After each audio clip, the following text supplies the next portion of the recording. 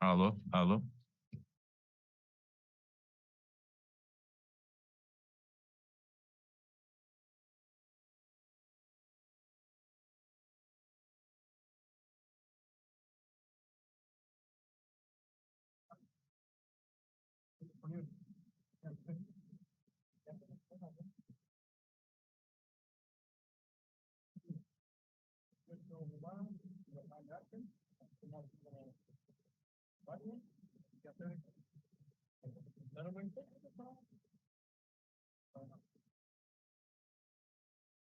van a hacer las cosas. ¿Cuáles van a hacer las cosas? Uno, lideranza.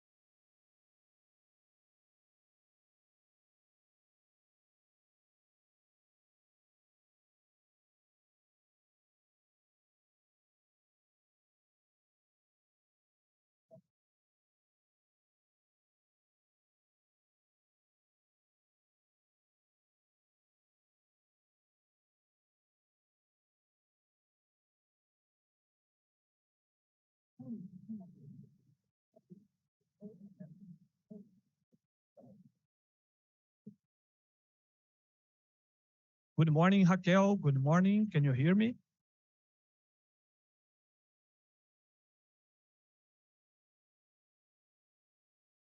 Yes, I can hear you loud and clear. Perfect. Let's go to Spanish channel, please. Buen día. Bom dia. ¿Todo bien? ¿Todo tranquilo? Sí, ayer fue problema de conexión, sí.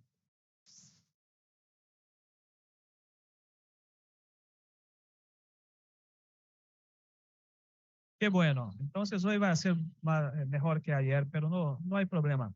Vamos hablando. Si quiere atenta, por favor, en el WhatsApp también. Para que... Muchas gracias.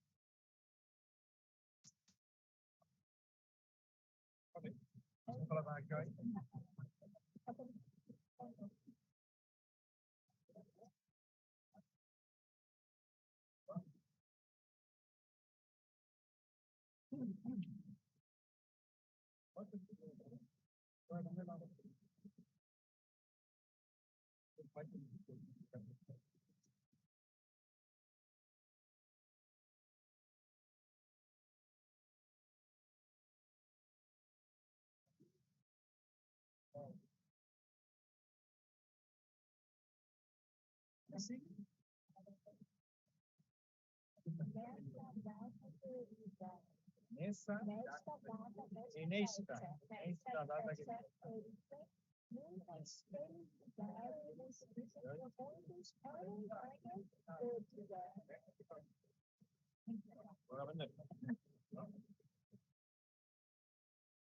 Frida, can you hear me?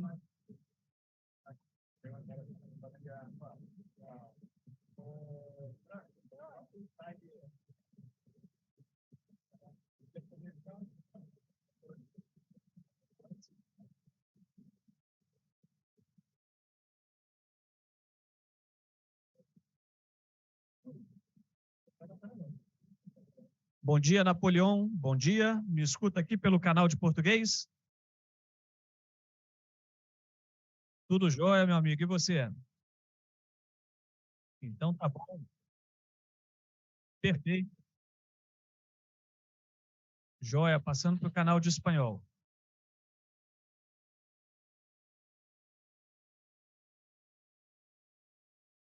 Sí, ahora sí te escucho. ¿Y tú cómo me escuchas?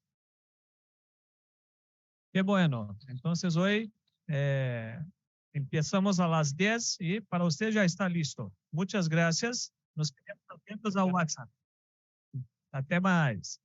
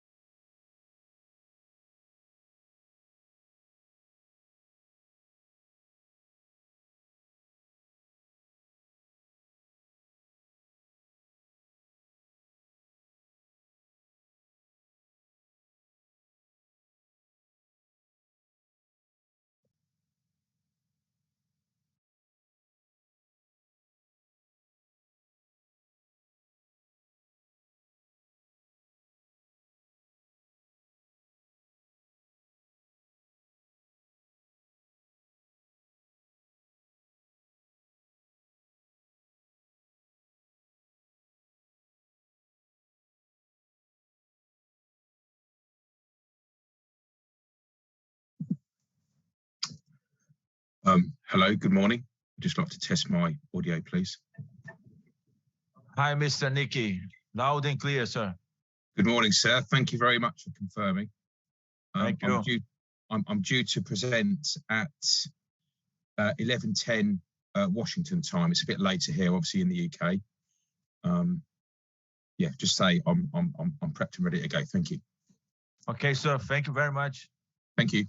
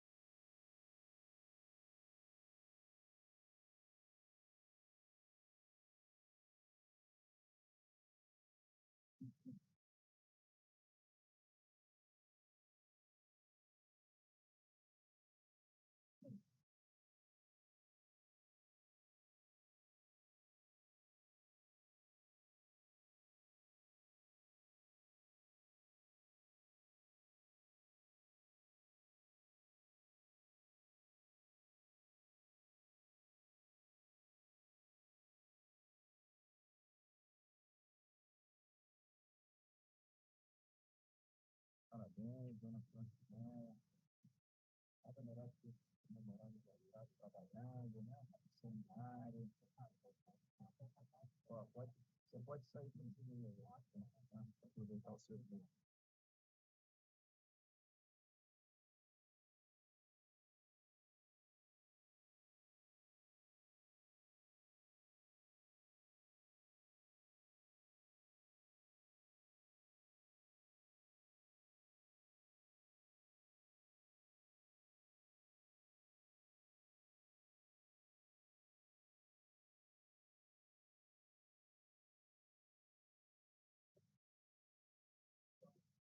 Bom dia, Ingrid. Bom dia. Tá me escutando?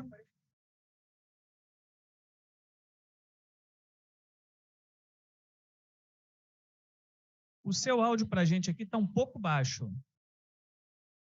Se você puder tentar falar um pouquinho mais perto do microfone ou aumentar, vê se consegue, por favor.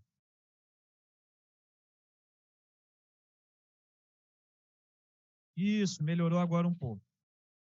Vamos testar o canal de espanhol? Joia. Buenos días. Buenos días, ¿me escuchas?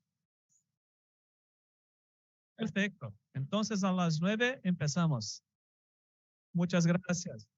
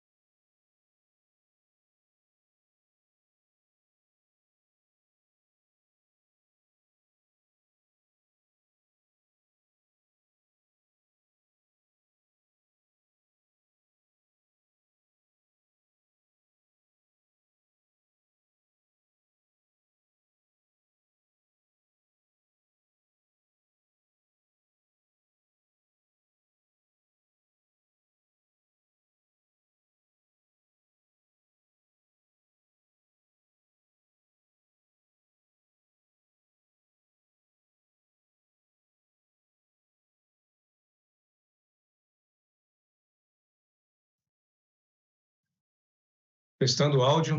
1, 2. Boa noite, Vinícius. Me escuta?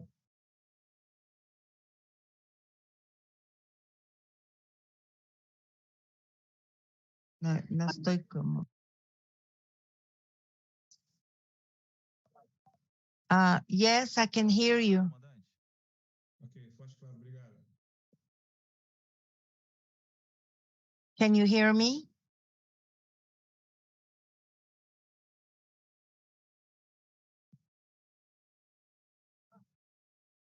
Good morning, Frida. Good morning. Can you hear Good me? morning. Yes, I can hear you. Sorry, I'm a little bit late.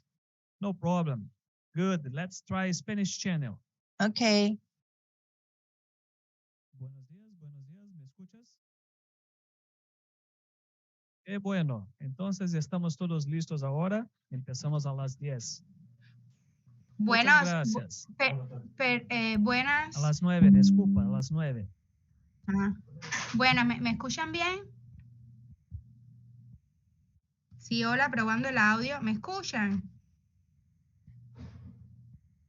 Buenos días. te Buenos escuchamos días. Muy bien. Ah, perfecto, listo. Gracias.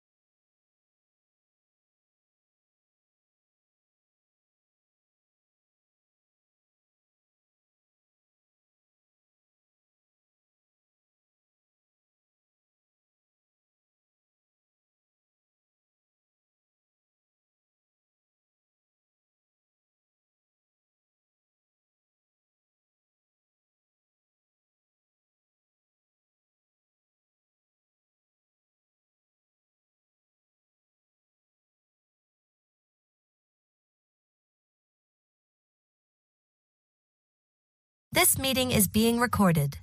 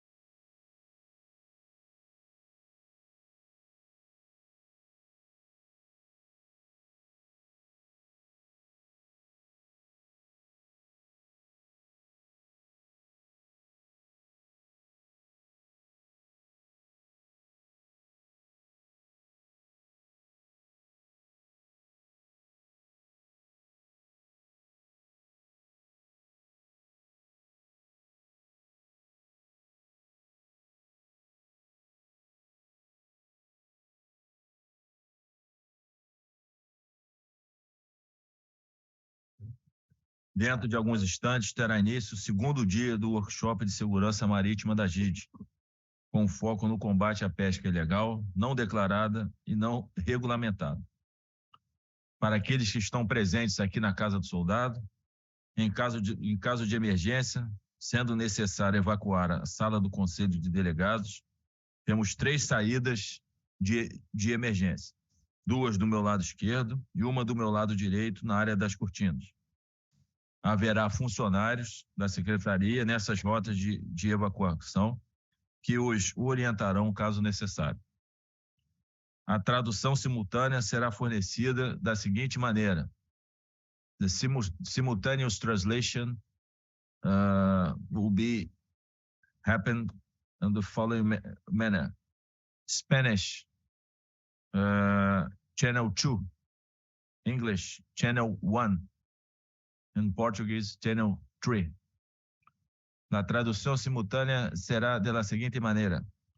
Inglês, canal 1. Espanhol, canal 2. Português, canal 3.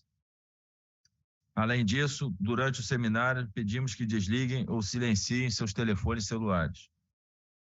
Todas as suas perguntas são bem-vindas e serão reguladas pelo moderador do painel. Para fazer sua pergunta, pressione o botão branco à direita do microfone de pedestal nas mesas.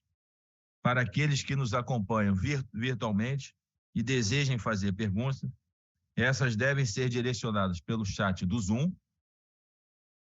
ou pelo e-mail maritimesecurity@gid.org e serão coordenadas pelo moderador do evento no momento apropriado.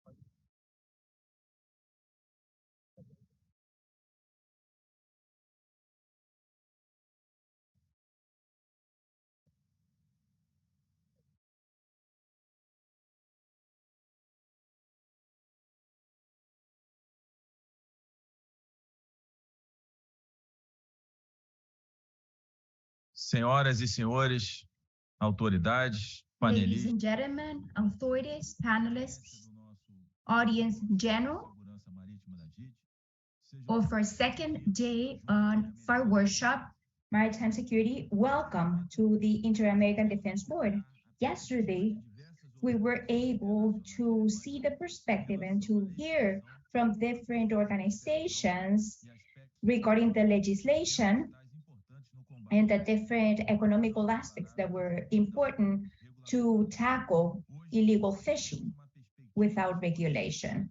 Today, we will have the perspective of the military forces, meaning Navy forces and Coast Guards, that will talk about good practices and lessons learned, but also new technology, new ways to contribute to fight this situation on our seas. We have 1,300 people from 36 countries as part of the audience, and we thank you all for the interest on our workshop. So before we start this day, I would like to thank again the company Seal Drum for the support towards the workshop. Without them, it would be impossible. So we really thank Seal Drum. So I will start immediately to present our moderator. It's Captain from Peru, Alexa Pereira, who currently is in the position of protocol official of the Inter-American Defense Board. And now I will briefly read his curriculum. She studied on the Navy School of Peru, graduated in 2016 as an engineer on the private University of Peru. During her career, she has been in different ships and have been part of all of the different departments and different activities that we have on the Navy. In 2018, she became chief as first lieutenant. She was the first woman in 2001 to assist the Ministry of Defense in Peru. She was also involved on the procedure of SAF and 1I embarkation of the industrial services on 2020. Apart from her studies, Commander Alexia has an expertise on technology and administration and a training course of the joint forces. So welcome, Commander. The floor is yours. Good morning, everyone. Thank you for the introduction. So to start with the presentations this morning, I present our first panel on illegal fishing without regulation and without being reported. New perspectives on the Americas, having as per the speaker, Doctora Mirlis Reyes Alarich. I will briefly read her expertise. Doctora Mirlis Alarich is part of the teaching staff of the Inter-American Defense Board College. The training courses that she has developed include political, economic, defense, security, illegal economy, and perspectives of the economical cycle. Her training courses has been designed so the students can get familiar with different economical theories, talking about safety and strategic defense. Also, she is part of the staff and liaison of the intercultural program and part of the crisis simulation exercise. She has also edited the magazine that the college published. So welcome, Doctora Mirlis Reyes. The floor is yours.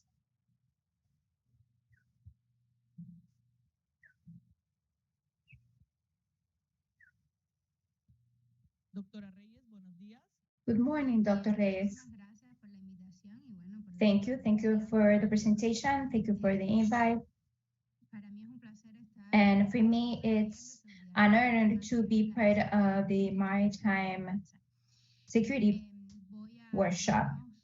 Since we don't have much time, I will try to explain the structure of my presentation. First, I will analyze the impact, the current situation regarding without regulation and without declaration illegal fishing. They will talk about certain adjustments, and I will wrap up with recommendations.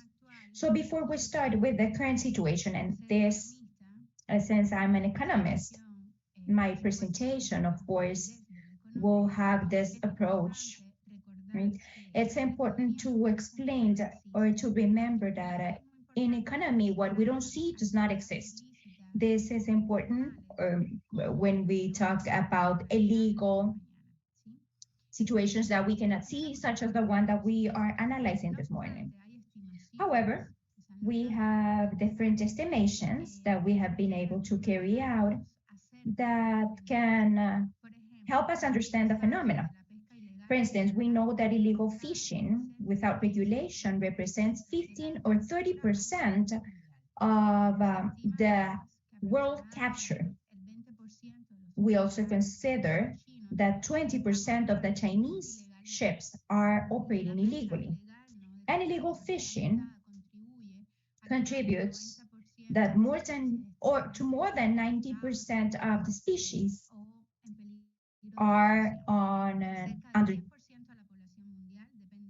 this burden, this danger. 10% of the world population depends directly on fishing activities as a way of living. But the cost, remember that these are estimations. We will find the sources with different bullets, different percentages, but overall, we can consider that for the global economy is of $36,400 million, so more than GDP of half countries of the world. So it's a considerable amount when we see the economy as a whole, right? Different studies with these estimations. There's a recent one, a 2020 study, research, where we analyze the impact of illegal fishing on 4 different dimensions: economy, income, taxes, and environment. Specifically on economy, we studied 2 different scenarios, and both scenarios, disregarding the percentage of captures. We're talking of a loss of $1,392 to $2,670 million losses. So if we analyze the data from the multiplying effect, meaning that the economical activities of the countries are linked to some other activities, right? And this is important to consider because if there's an affectation in an economical activity, in this case, fishing, formal fishing, we analyze the impact on some other economical activities, we will do it considering the multiplying effect. What I mean by this is that, for instance, Latin America is the region of the world that has the lowest multiplying coefficient. So if we are able to link more, which is the ideal scenario and should be an economical strategy on the region to reach a greater economical development in our countries, we will be able to multiply the effect of the impacts on the economy greater than today. So talking about losses and costs regarding the income, that is the impact of the employment that we were talking about, 10%, as we mentioned already.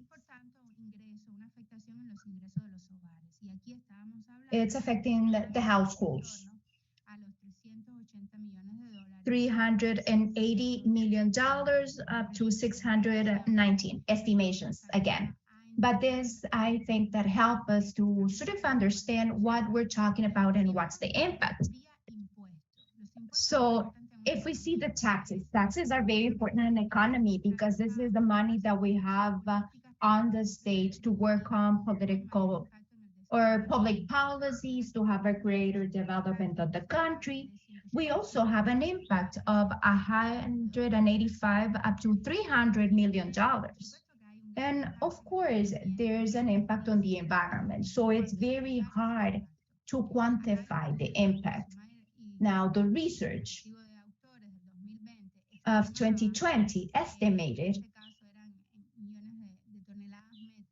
millions of tons of metrics of fishes up to 1,777. In Peru, for instance, we have an estimation, to set an example, of 120 and 150,000 tons of fishes that are part of the illegal fishing activities. So we have a cost on the environment because of the saturation of the species that also impacts the formal activity that we have on fishing activity. And this is more or less some of the impacts that I wanted to talk about to try to quantify the economy. Also, we have a message. When we see how we can combat illegal fishing, we see the effects of an economical crisis. We can see the graph. This is the worst scenario, post-pandemic, that has affected, as we know, and generates a challenge to tackle illegal fishing. If we also add the reduction that we have on the defense budget that we have seen on the region, the challenge is even greater. The vulnerabilities because of the crisis after the pandemic, institutional crisis.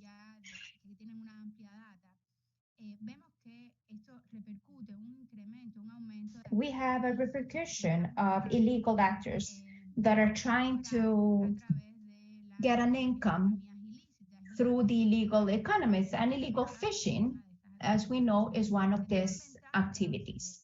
So if we benefit from this vulnerability, and something that also has to do with what we call global effect or the balloon effect. We tackle an area, the threat of illegal fishing, and we see this moving to different areas. This is a challenge. We don't have a national response. We need an international response. We see another important challenge, the gray areas that we see from the legal part. One of the main mechanisms of illegal fishing that has to do with this balloon effect. Some of the illegal activities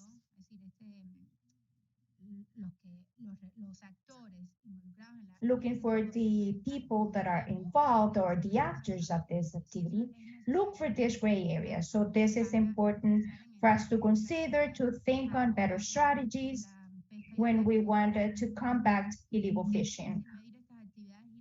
Is it hard?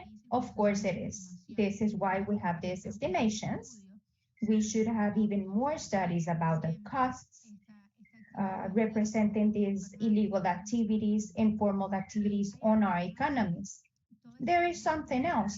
All of this money nowadays, it's more easy to launder. So we have different mechanisms of money laundering, of course, for the criminals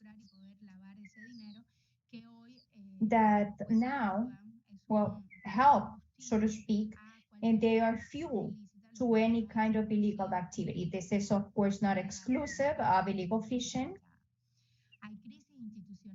We have institutional crisis. This is another important challenge on the region. We have corruption. The law is not the same for everyone. We know this very well. And even on governmental instances, we have ways to perform illegal fishing, not regulate this activity.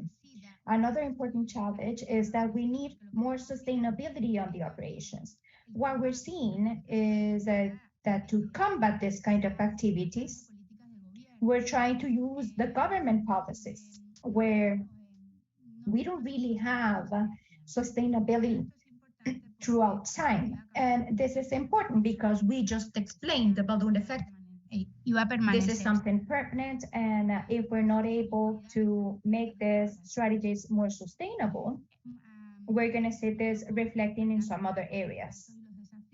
So these are the challenges, again, the impact, some of the important or interesting approaches on how to face this activity.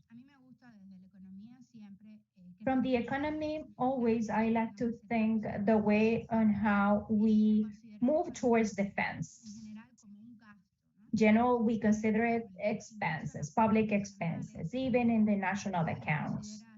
We consider it, although we have a part of the budget for defense, we don't consider it innovation or investment. However, our countries on the hemisphere, our armed forces are investing a lot of the budget on staff and not much on investment. So I think that this should be modified. The perception of the allocation of the budget is not only expenses. We have more potential on the factor of innovation for the investment. And it's important for me to emphasize some important bullets.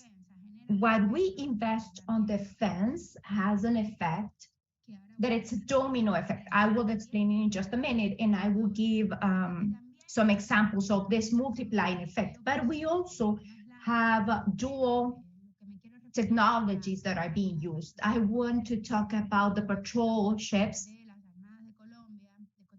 This is an innovation thanks to a need that we had in Colombia. This is a situation that was specifically for the armed forces, areas of difficult access. So this need created innovation in Colombia.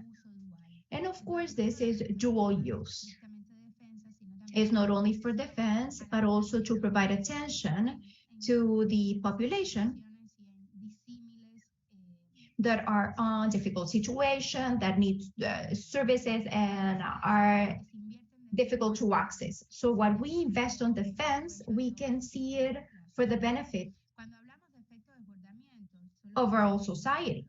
So another example of this has to do with the development program that we have on some of the investments.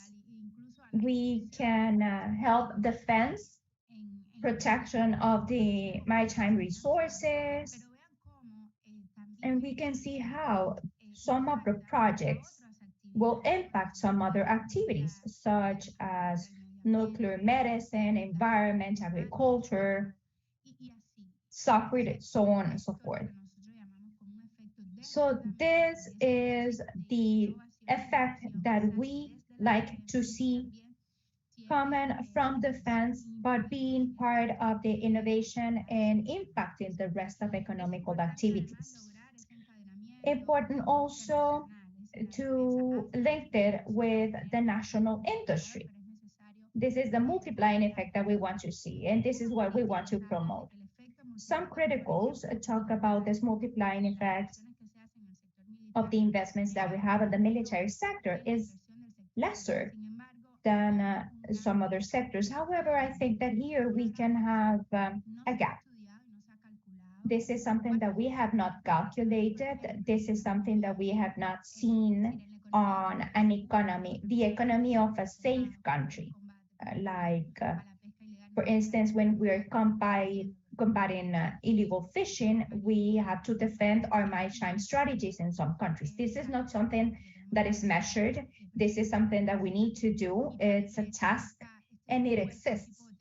But I believe that this multiplying effect that we need, it's not as high as the one that we have when we invest on the private sector.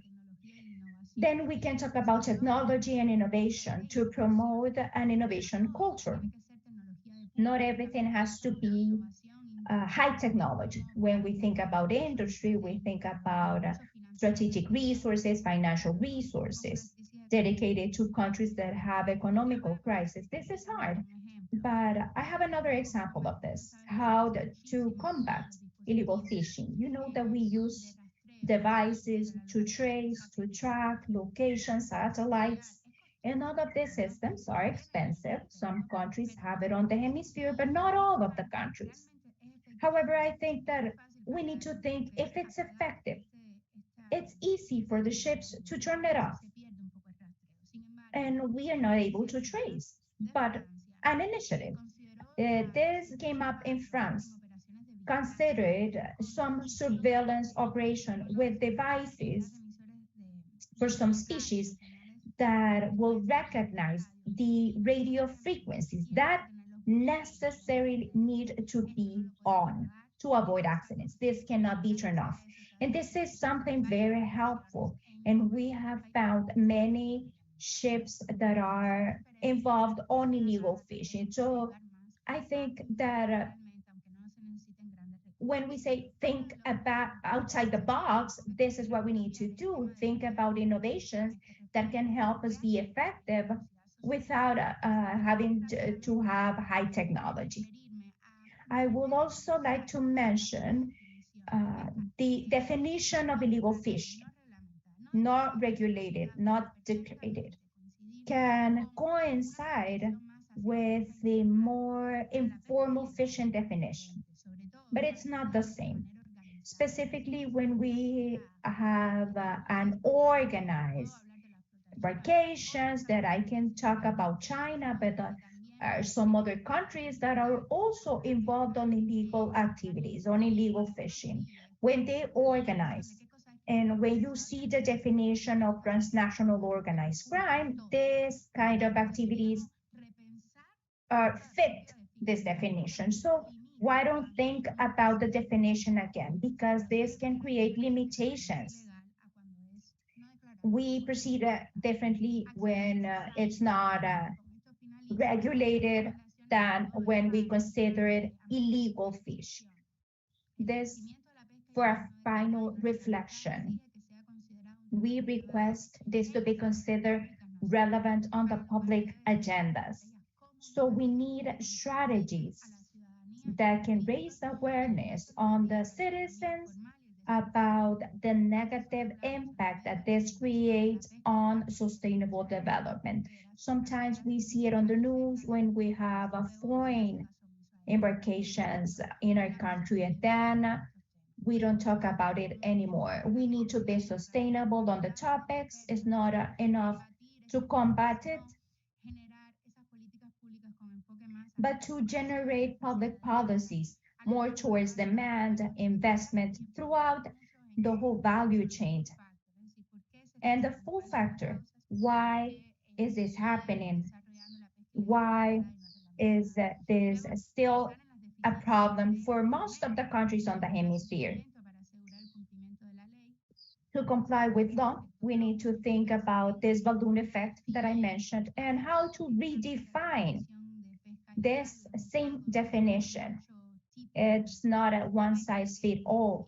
We cannot put all of the fishing activities. I believe that it will be better if we define it well. The lack of consensus also does not provide the wanted results. This is something that is transnational. We need to exchange information to stop this illegal activity from happening. Then the economical crisis, the allocation of the budget to combat this kind of activities. We should strengthen the alliances with public universities, with private sectors to develop this kind of initiative that I mentioned in France. It was through investigators of a museum. So this can be something that we think of. And to have this multiplying effect due to illegal fishing, we can redefine, as I said, the concept so we can have more visibility on these important activities that we should all consider. Thank you, and I'm open if you have any additional questions or more questions. We thank the participation of this doctor. She has allowed us to understand the impact of the non-reported and non-regulated illegal fishing. Even if it's difficult to quantify it, she has given us a broad aspect of its impacts and the challenges that happen in the gray zones with the balloon effect and the assistance for the armed forces that generate a better impact.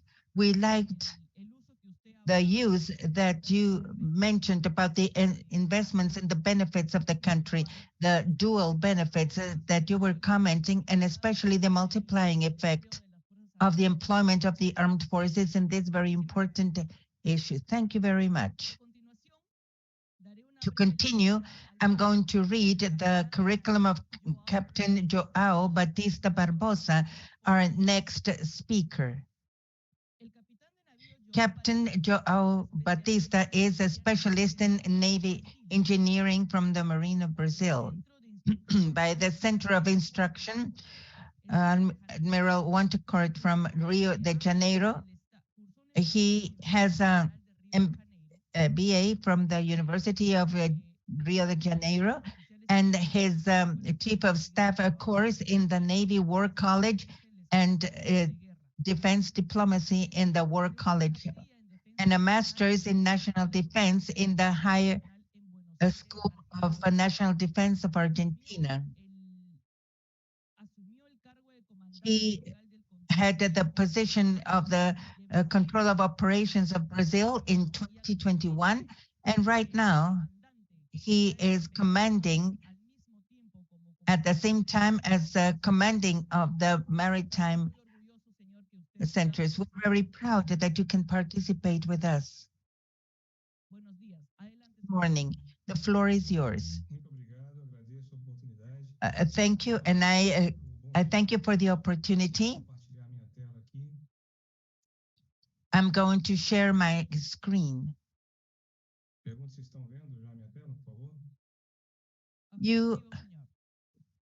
Can you see my screen? Thank you. I would like to thank you for the opportunity to be here with you. And I want to greet the president of the board of directors of the IADB and all the audience.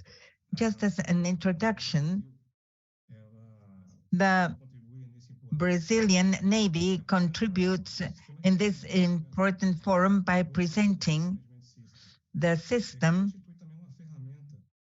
and this is a tool that is going to be used for the combat of illegal, non-reported and non-regulated fishing.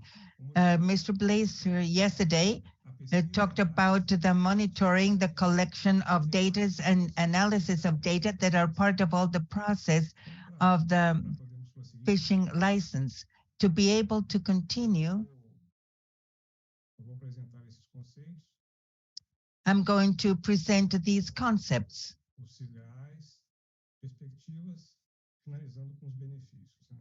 The ideals and perspective and benefits, starting with some concepts on what is the challenge of the Brazilian Navy with regards to its territorial areas. We have a territorial sea of 4 maritime days and an exclusive area of 200 miles and 3.5 million square kilometers, and a continental platform in a total area of about 5.7 million square kilometers. It is a very large area in which we have to provide the monitoring and the defense, and also the defense of the rivers. Besides this, all this is developed in the strategic concept of the Southern Amazonia for all the wealth that we find in the sea. Just to give you an idea, from 2004, what are the riches that we have to take care in our coastline? We have another Amazonia in the territory. We have the Green Amazonia, but at the sea we have the South Amazonia that has 75% of all the territory that we have to take care of. The Navy of Brazil is a navy that works both for the national defense as a navy, but also is navigating to be able to save the maritime life and the different ships. And this is very important because it is part of our scientific and economic wealth of the country. And we look for the stability of the country and also the combat of illegal fishing. It has a wide range of hydrographic areas and maritime areas that are very sensitive, areas that produce gas, and marine eolic and wind areas. In the economy, we have to verify the potential to contribute with the industry in 4.0, generating employment and contributing to the development, and also in defense. And scientifically for the national knowledge through the research for development. The mission is to continuously monitor and protect the maritime areas of interest in the interior waters. It's live and non-live resources, ships, infrastructure, threats, disasters, illegalities, to contribute to the safety and defense of the Southern Amazonia and for national development. The focus is to increase the social maritime awareness so that we can understand what and who are the stakeholders that we can find at sea, and how to see how they react and how they can affect our environment, our economy, and our national defense. Right now, we just developed in the last decade a project with several associated systems, from the satellite monitoring to the database of the radars along our coast, with our airplanes and the merchant ships and ships participating in this system of networks. And we have been adding more to this network besides the drones and short and long range apparatus to increase our maritime awareness. It must be a scaled program. We know that we're not going to be able to attribute all this from overnight. Our coastline is so long, 8,000 kilometers of coastline. We have to implement it continuously. And for this, we have a pilot program with establishment here in Rio de Janeiro, where we have the phase Jill and the company of Rio de Janeiro that integrates all this. And from here, também ao sistema do Cisgás. Everything, and also the system of the Cisgas in the future. Our Navy has its resources Navy resources and air resources that contribute with the SIS-gas and the detection and identification of ships that are being observed in our southern Amazonia. And all the data that is obtained with the different sensors are analyzed and processed to be able to create a maritime institutional awareness, preventing geo-references, and we have different additional sources with its coastal units. And besides our airplanes and the drones, the Citra works with a system of cables that can be associated to cameras, and the operator receives the information that comes from the different sources of data. These can be IES data or through the radars or BTS from different ports, adding the information directly for the visualization of the operator. And the operator works with a maritime map, and the cameras accompany the points of interest and can classify and verify their activity. Here we see in Rio de Janeiro, the system works so that we can understand which are the targets that we have to monitor, and the virtual areas as well. If somebody comes in or a ship comes into this area, we can have tools to measure the distance so that we can verify the situation of each one of the contacts. We have a series of goals, additional goals, because we can add other information such as the one on the radars, hydrophones, and this works with a lot of cameras. And this is what is happening in Rio de Janeiro in the gray area. And now we are going to move to other ports according to the development of the Navy industry of our nation. The Navy of Brazil also has a relationship with the maritime community.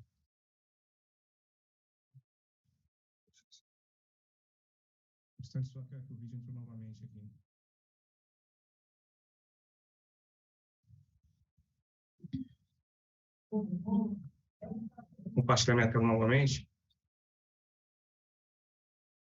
I'm going to try once again.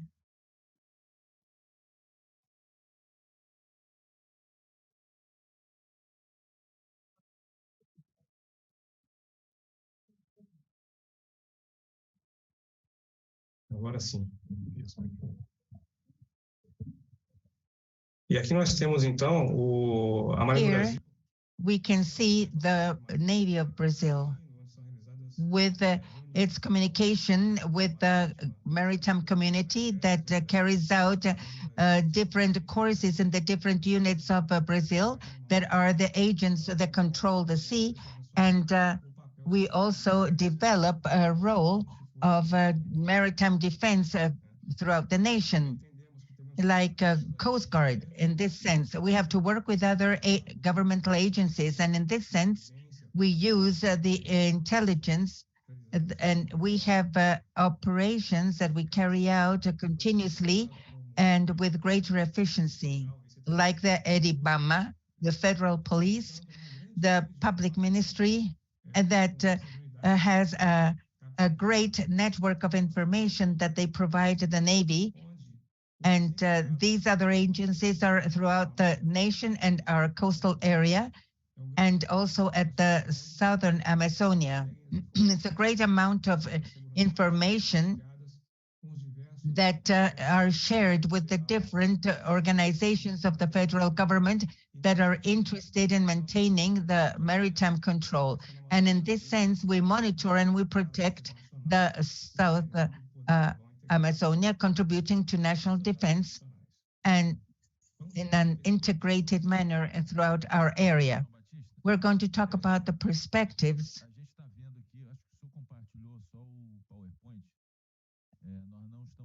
And I just want to share the PowerPoint, but we're not seeing the presentation.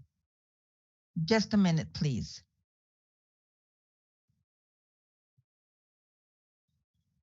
Agora conseguem ver? Afirmativo, afirmativo. Ok. Vou tentar voltar aqui pouquinho. So now I'm going to go back a little bit.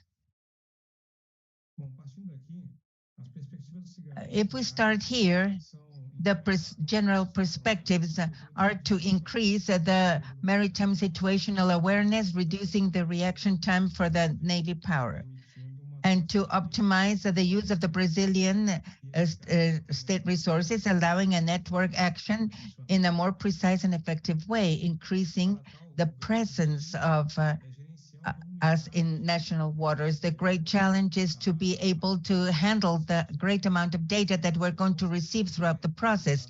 And for us to be able to provide this maritime awareness, we need to work constantly refining all the algorithms and the different volumes of data that will analyze themselves automatically.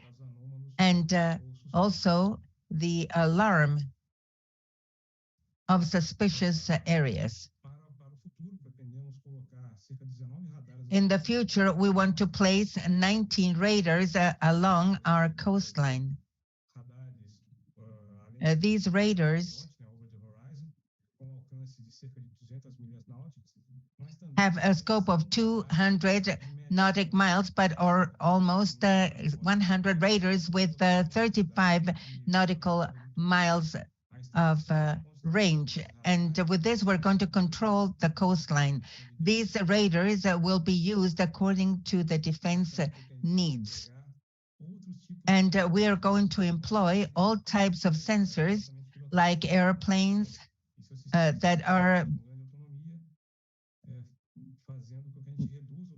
and strategic issues that will reduce the time that we need to obtain the data from the different sources like radars, satellites, and satellites for the detection of radio frequency. And besides the active monitoring that is foreseen, we will have some passive sensors that are going to be installed in the different strategic points of our maritime structure.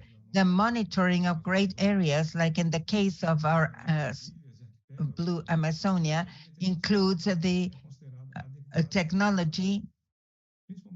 This satellite technology is viable and adequate after the crisis of 2019 in the northeast of Brazil that suffered a great problem with the leaks of oil, and then they received the legal attribution to monitor the Blue Amazonia. The different challenges is the need to increase the procurement and the monitoring capacity, analyzing and working on high volumes of data in all our Blue Amazonia, and to increase the mass media and the technology of information for the Navy force to guarantee the prevention and of losses of lives and Navy resources. We have to see the life cycle and the integration of all the systems. As benefits, we can identify the crime repression like drug trafficking, but also the trafficking of persons and weapons, the smuggling, illegal fishing, oil spills, and also the sharing of information, focusing on interagencies and the optimization of the deployment of ships and aircrafts, the increase of our security perception, and a faster and more efficient response to distress at sea, and create more jobs at the national and scientific development, and this development of the sea life. And here, what Dr. Hayes said, and I congratulate her for her presentation, the investments in defense in this case. We have not to declare them as expenses, as Dr. Hayes said, and it should have a multiplying effect, especially in the social economic environment to strengthen the economy of the country. And to end, I wanted to give some examples of the functions of the Navy of Brazil in maritime security to combat illegal and non-reported and non-regulated fishing with the pictures that we can share with you here.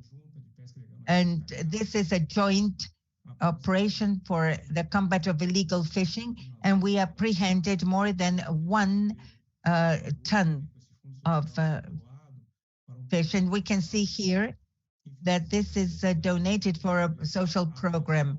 And we can finish with this graph where you can see the increase of the captures of illegal fishing. I'm going to finish thanking you for your attention, and I'm willing to answer all your questions. Definitely, this was a very interesting topic, and that through the technology, Brazil has been able to monitor and protect the 65% of the Brazilian territory called the Blue Amazonia. And it is very interesting because with this, they contribute to the defense of their country using the available resources through the integrated Navy power. Thank you very much for your participation. To continue, I will read the curriculum of Mr. Brett Klassen, our next speaker. Es oficial superior del Programa Internacional de la Dirección de Conservación y Protección del Ministerio de Defensa, del Ministerio de Pesca y Océanos de Canadá, DFO. Es el principal responsable de la plataforma canadiense Dark Vessel Detection, una plataforma de vigilancia por satélite utilizada por el Ministerio de Pesca para ayudar a combatir la pesca no reglamentada. Combat the non-regulated, non-reported fishing. Mr. Fish has a great experience in the crimes against the environment and intelligence analysis. Before incorporating into the ministry, he worked as the official of intelligence for the environmental security program of Interpol, supporting the world effort to combat the crimes of maritime contamination and the residue smuggling. He also worked as an analyst of maritime intelligence in the Center of Operations of Canada at the West, providing strategic analysis on the maritime threats that Canada is facing. It is a pleasure to have you with us, Mr. Klassen. The floor is yours. Thank you, Commander. I'm just going to share my screen here quickly.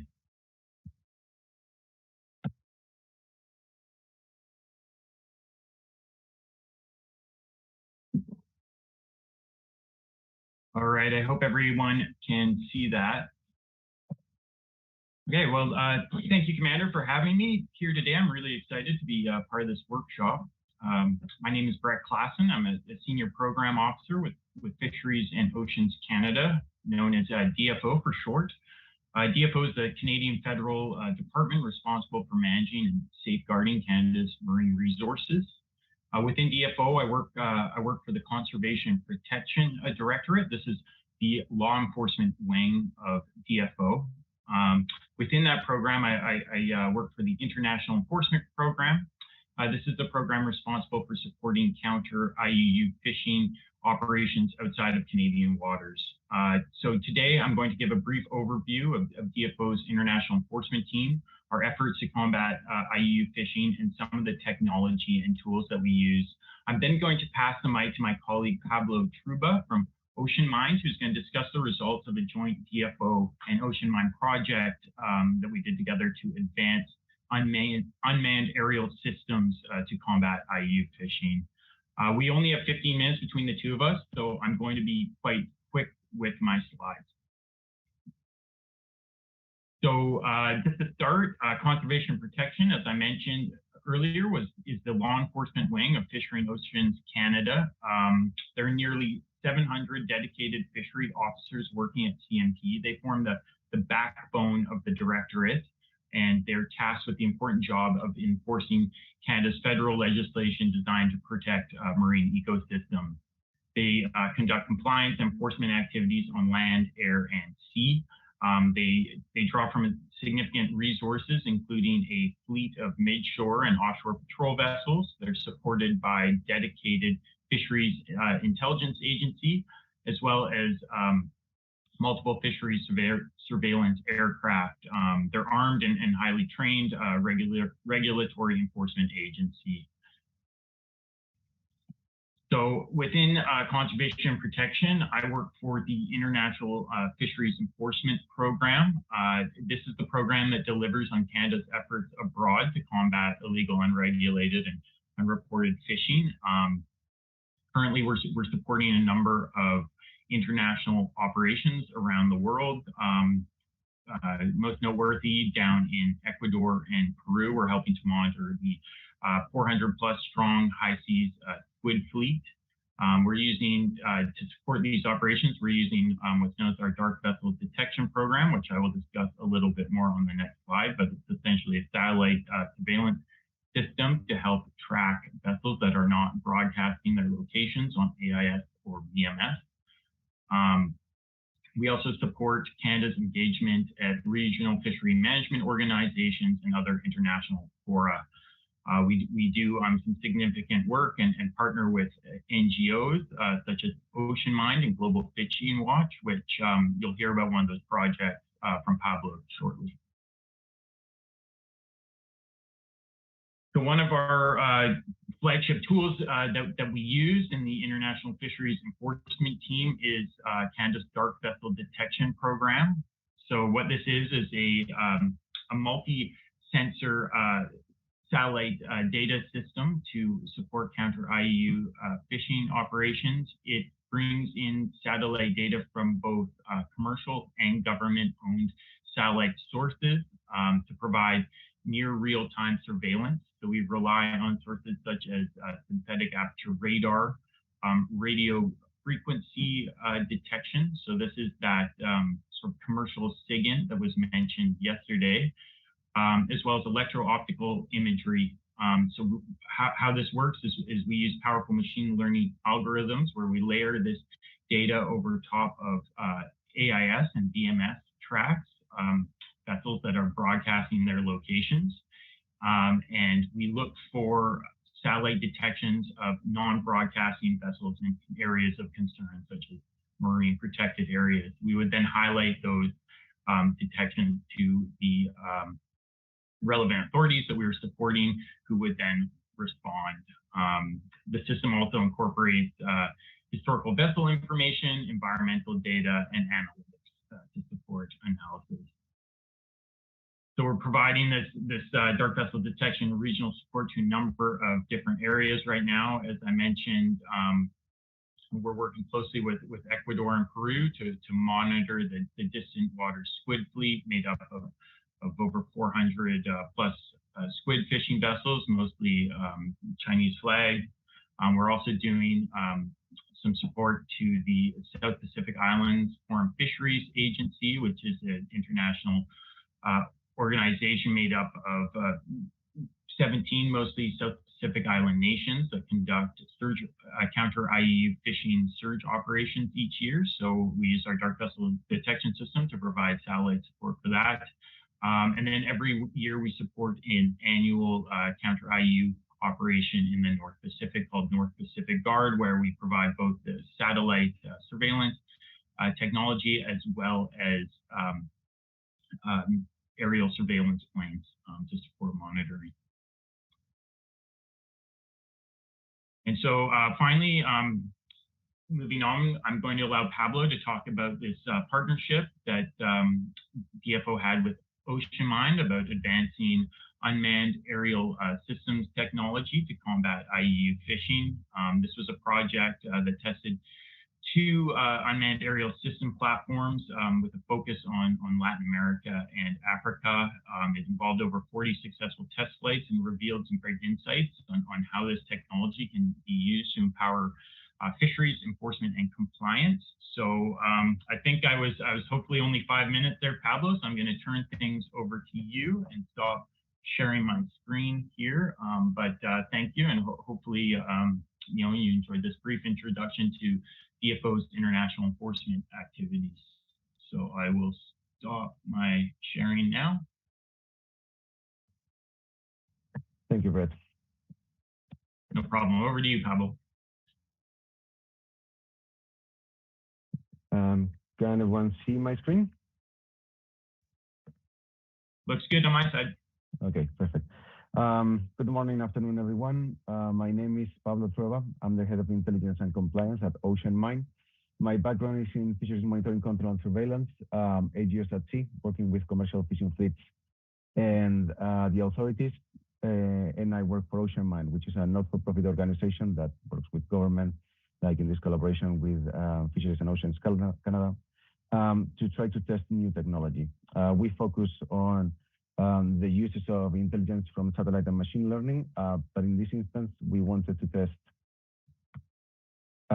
different types of technology. So here we are going to look at an operational guidance of lessons learned after we deployed successfully for 2 months UAVs in Senegal and in Costa Rica. So when we started this project, we already knew which assets and we needed for this project and what we wanted to cover. So we focus on these 3 units, low cost. So these are not fuel power, these are battery power, which is an advantage because every year batteries are smaller and last longer. So you have off-the-shelf standard UAVs with high-resolution cameras, quadcopters, and these 2 at the bottom of the image, they are R&D and service UAVs that can withstand strong winds. They are tweaked to be operational at sea. The white one, the fixed wing, that's amphibious, can be easily launched from a patrol vessel and recovered from the patrol vessel or landed at sea and then picked up. Has a high resolution frontal camera and mid resolution frontal camera just for flying purposes. The one at the bottom is as well especially designed to operate at sea, but is vertical takeoff and landing, can also be launched from a patrol vessel or from the coast. But this one has a frontal camera, high resolution video, and a gimbal, a ventral camera that could be fitting different types of sensors like night vision or infrared. So in this instance, we knew what types of units we wanted, the comms, the system between the UAV and the ground station, and payload and all the things that we wanted to test. If we didn't have any knowledge about the country, which is not true, because we assessed more than 10 countries to deploy these units. We finally selected 2, Costa Rica and Senegal. Here you see some of the images and stats that we produced to decide which countries. So we looked at all tracking data for the period of the missions from a year ago. So that's the 2 quarters of 3 months, including AIS tracking data, identity, licenses lists, and then remote sensing for dark vessels. So here, for example, synthetic aperture radar or VIRS. The purpose of doing this strategic assessment is to develop the mission planning. So we detected what were the hotspots for activity that we were looking for, and this one that you are looking at, this is Costa Rica. So there are areas like this one in red here, that's high priority, in orange medium priority, but this one, Gulf of Nicoya, you have illegal fishing activity going on, crossed with traffic, small scale, big scale. It's the ideal location that we finally decided to launch the UAVs from. Even if we know what's the location, there are things that need daily monitoring, and more frequent than daily monitoring. Environmental conditions at the time that you're going to launch. The high winds can drastically affect the trajectory of the unit, but also high temperatures produce lighter air. So you need to be careful so you don't go too quick, too fast. Geography, launching spots. There are units like the small one that you can just launch from your hand, but the fixed wing needs a lane of 10 meters so you can launch it with your arm. And the vertical takeoff and landing, 3 square meters. So you can deploy the unit. So you need to have a very clear idea of where you're going to launch and where you're going to recover it. In areas like the Gulf of Nicoya, you can plan to launch from one side to the other side. So eventually, you also differentiate between day flights or night flights. Conditions change. The type of data that you are going to gather is going to change. But you eventually want to get to this, which is a map of the areas to launch and recover with the different radius of operation for the different UAV units and aerial space from the authority. UAV day flights. In 20 minutes, you can deploy this unit. The 2 control suitcases and the unit is almost ready to deploy from the suitcase. It's easy. It's with the quadcopter even easier, launching from the hand and start to monitor activity. In the Gulf of Nicoya, you have plenty of protected coastal areas, but you also have responsible fishing areas. So the access of different fishermen is regulated. You need to have a clear idea of what's your target, what are you going to monitor, and what minimum details you would require in a standard format. If possible at all. So you can then gather them through time and start to detect trends. In this instance, we are looking at vessel fishing in a marine protected area that was done in conjunction with the Navy of Senegal and the DPSP, the Fishing Authority. Every time we deployed the UAVs, there were reps of each of the organizations. So everything was reported instantly. So in this instance, they are recovering the gear with the front side of the vessel, how many crew members, what type of gear, in this instance, monofilament and small hook. They also have an illegal seine net in there. It could be instances like this in semi-industrial doing bait inside a closed area. For them, it's an artisanal fishing area for the artisanal communities that live there, but they were doing live bait. So during the day, it's pretty easy. Optical camera, 99% of the time, and it's easy to read and to record. Operations at night. Do I need a little bit of light to launch or to recover? How is data going to look? You're going to use different sensors, so you need to know what you're looking for. Here in the first image, we have night vision, where in the second one, we can have still high resolution electro-optical camera that can operate with low light conditions like this one, or if it's pitch dark, move to infrared, for example. So you're looking for a spot within the picture that you get from the sensor. But if you're looking at, for example, night vision, you need to be prepared of that a bit of analysis. So you are looking for this disturbance in the surface of the sea. And once you get that disturbance, you can focus, zoom in, and need to follow it.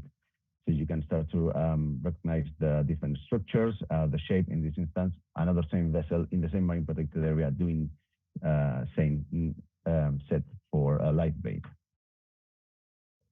Sometimes you may not be looking for boats, or your target will be different. In this case, it's a fishing buoy attached to a long line inside a responsible fishing area, which is not allowed because, in fact, this was multiple kilometers and it's semi-industrial. So sometimes you need to be prepared that you are just looking for a little sign or something, not just a boat or a target. At the same time that you are deploying these assets, you can feed back to the patrol assets from the authority. So in this case, in Costa Rica, we detected these 3 longliners together, possible vessel meeting inside the marine protected area. We were with the Coast Guard, but they called the station and they launched the patrol. So at that moment, the UAV already gather and share intelligence on the operational level, also, and on a regular mission, and it became tactical. started to patrol around all the vessels, monitoring the boarding of the authorities while they were conducting the interviews. So nothing could be thrown overboard and then just left. Within this project, all the images that you've seen before were real operations on the ground with either the Senegalese or the Costa Rican authorities. Here you have a link if you want to see one of the outputs of that project, which is a small video of the missions with the Costa Rican Authority, National Coast Guard Service Area Authority, and Incopesca. The use of these assets is not just limited to the patrol activities or the tactical support that everyone thinks of.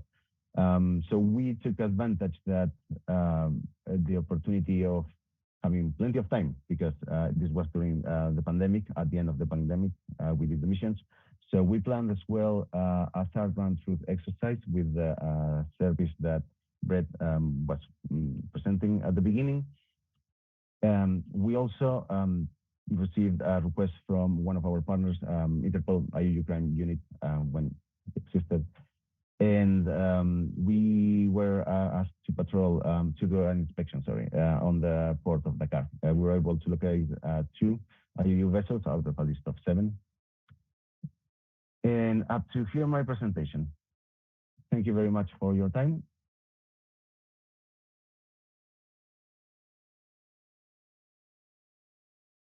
Muchas gracias. Felicitamos al señor Claassen y al señor Truman por la... Thank you, Mr. Truman, Mr. Claassen, for the exposition. Very interesting, the support that you provide, Mr. Claassen. The joint effort that you have with some other countries and the commitment that you have to help agencies and international institutions with the technology that you presented. Mr. Pablo, from Ocean Mind, also show some of the advantages of using these devices to map the areas, to look for the hotspots, and to share the information in real time, disregarding if it's day, night, the effects of sea, wind. So we congratulate you for the amazing work that you're doing. I believe that this is going to make us helpful to comply with the mission that we all have. Thank you, both. So closing this first part, I will read now the introduction for Mr. Matt Woody, our next presenter. Mr. Matt Woody is director of Company Saildrone and has more than 15 years of experience helping startups, technological companies, and non-traditional businesses to grow and to operate on the markets of the public sector. He has been directed and supported programs of defense throughout his expertise. He has been deployed to Afghanistan, Iraq, Africa, Europe, and Asia to support missions of some customers. He has an MBA on Hall International Business School in Flanders and a master's degree on economy in the Miami University. Thank you for being here in the House of Soldier. Thank you for your time, and the audience is yours. The floor is yours. Thank you very much. As was mentioned, my name is Matt Woody. I am the Director of Business Development with Saildrone. And before I get into our presentation, I just want to thank everyone for the opportunity to present here on this very critical and important topic. So allow me to just share my slides. Okay, so I want to start off actually showing a video, a short video, to give everyone a sense of Saildrone and some of the missions that we are executing around the world.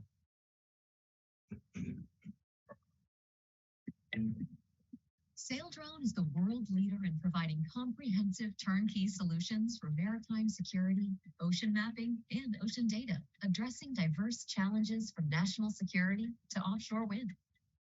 Since 2015, Saildrone has been collaborating with the world's leading scientific, civilian government, and defense organizations to collect some of the most important and hard-to-reach data about Earth's oceans.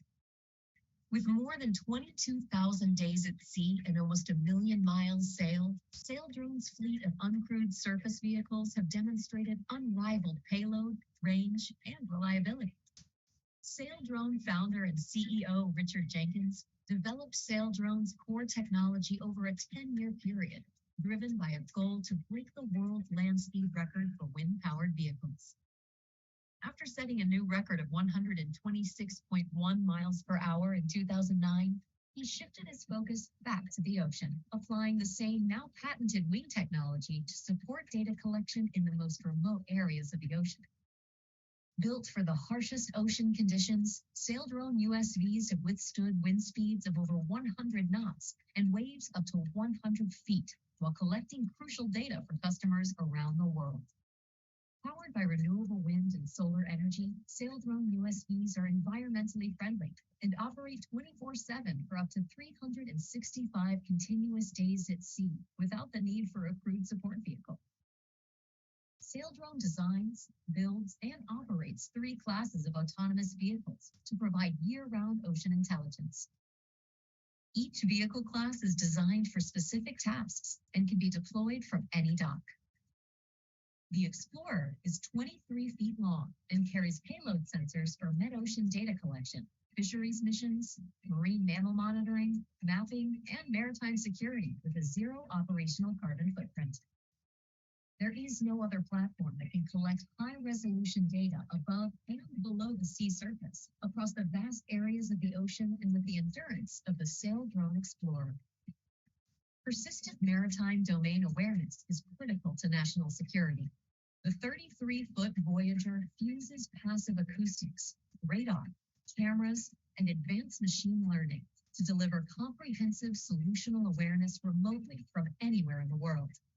Saildrone offers solutions for defense and homeland security challenges like illegal, unreported, and unregulated fishing, drug interdiction. The Voyager detects vessels, even those not transmitting their position, as well as marine life like whales and seabirds. It also carries a complete set of mid-ocean sensors and bathymetry echo sounders to characterize the seafloor and gather ocean mapping data to 984 feet. Uncrewed surface vehicles are the most cost-effective and efficient tool protecting national interests at sea. The 65-foot Surveyor provides International Hydrographic Organization compliant multi-beam ocean mapping down to 36,000 feet that exceeds the quality delivered by traditional methods. Operating without crew, the Surveyor can map continuously for over 180 days, delivering high-quality hydrographic information faster at a fraction of the cost of survey shows. Saildrone's data-as-a-service model is a paradigm shift in how ocean data is delivered, making critical ocean data available at a much lower cost than traditional approaches. Saildrone delivers data in near real time via a user-friendly, secure web portal, making ocean data access easier and more cost-effective. Saildrone USVs are operated by a professional, trained staff of mission managers ready for collaboration on data interpretation and on-the-fly analysis. Saildrone USVs are a force multiplier, completing the dangerous and monotonous tasks at scale, optimizing crewed assets for higher value missions.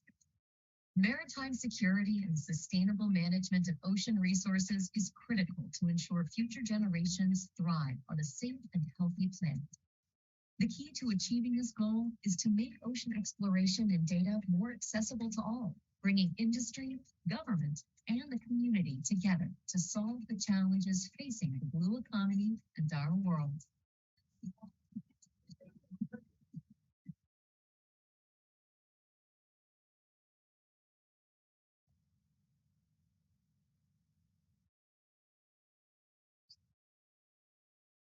Okay, hopefully you enjoyed that video. I'll now share a few slides to dig a little deeper into Saildrone and our capabilities specifically around IUU fishing.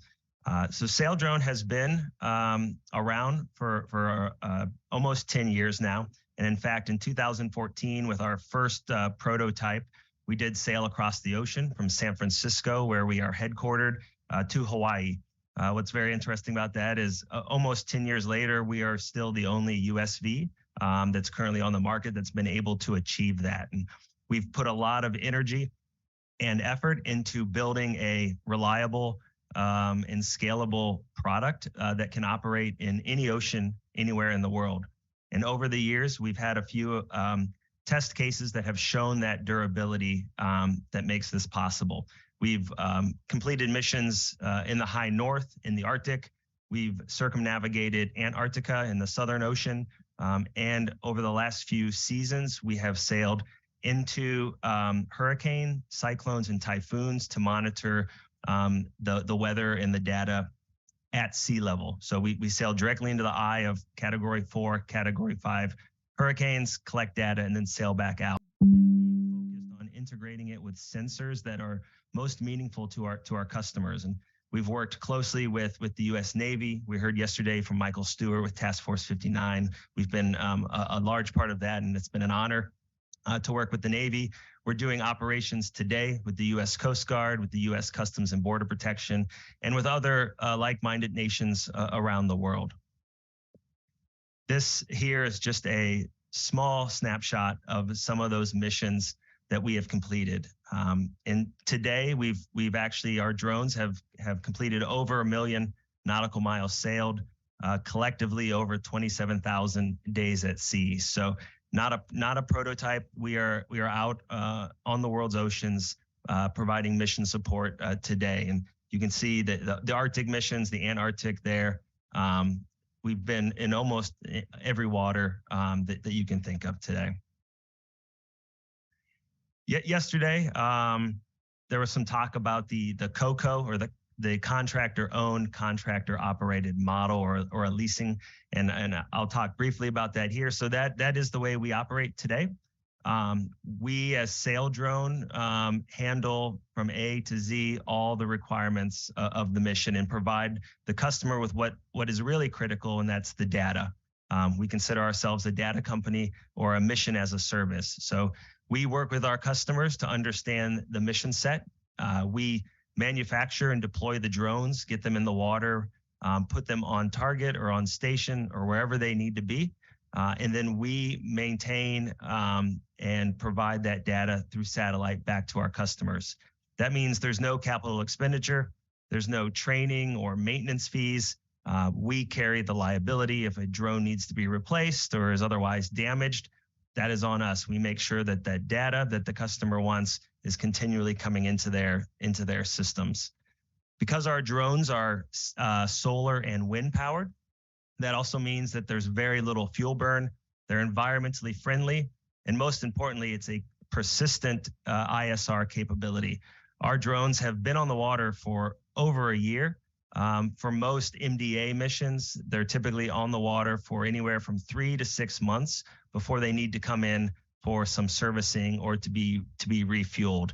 Some of our drones do have small diesel electric generators, but the primary power is wind and solar. So they can truly stay out indefinitely along the edges of your EEZ or continental shelf, areas where it's otherwise difficult or tasking to patrol.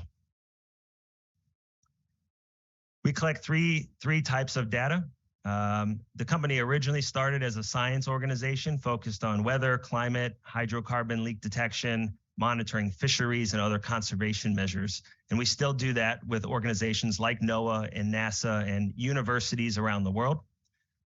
Since then, we've branched into other areas. So maritime domain awareness, which is our main focus for today's presentation, where we're working with government organizations around the world to monitor IUU fishing, homeland security, counter narcotics, counter smuggling,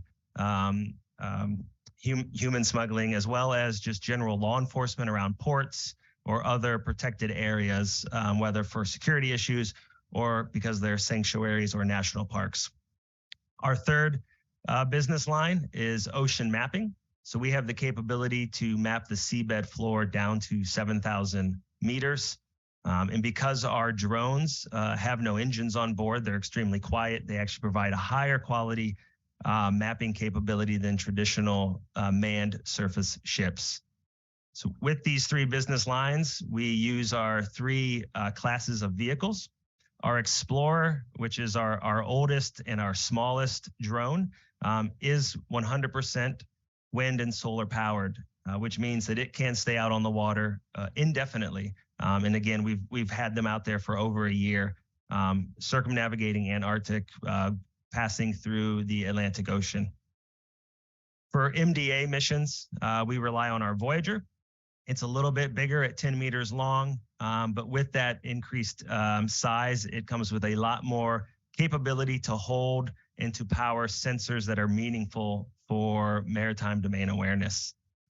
We also use it for nearshore mapping. For MDA, it comes with sensors like radar, camera array, and passive acoustics, which I'll talk about here briefly. Our largest is the Surveyor. It's 21 meters long, so it's very large. We use it primarily for deep water ocean mapping because it can handle the sub-bottom profiler that is required.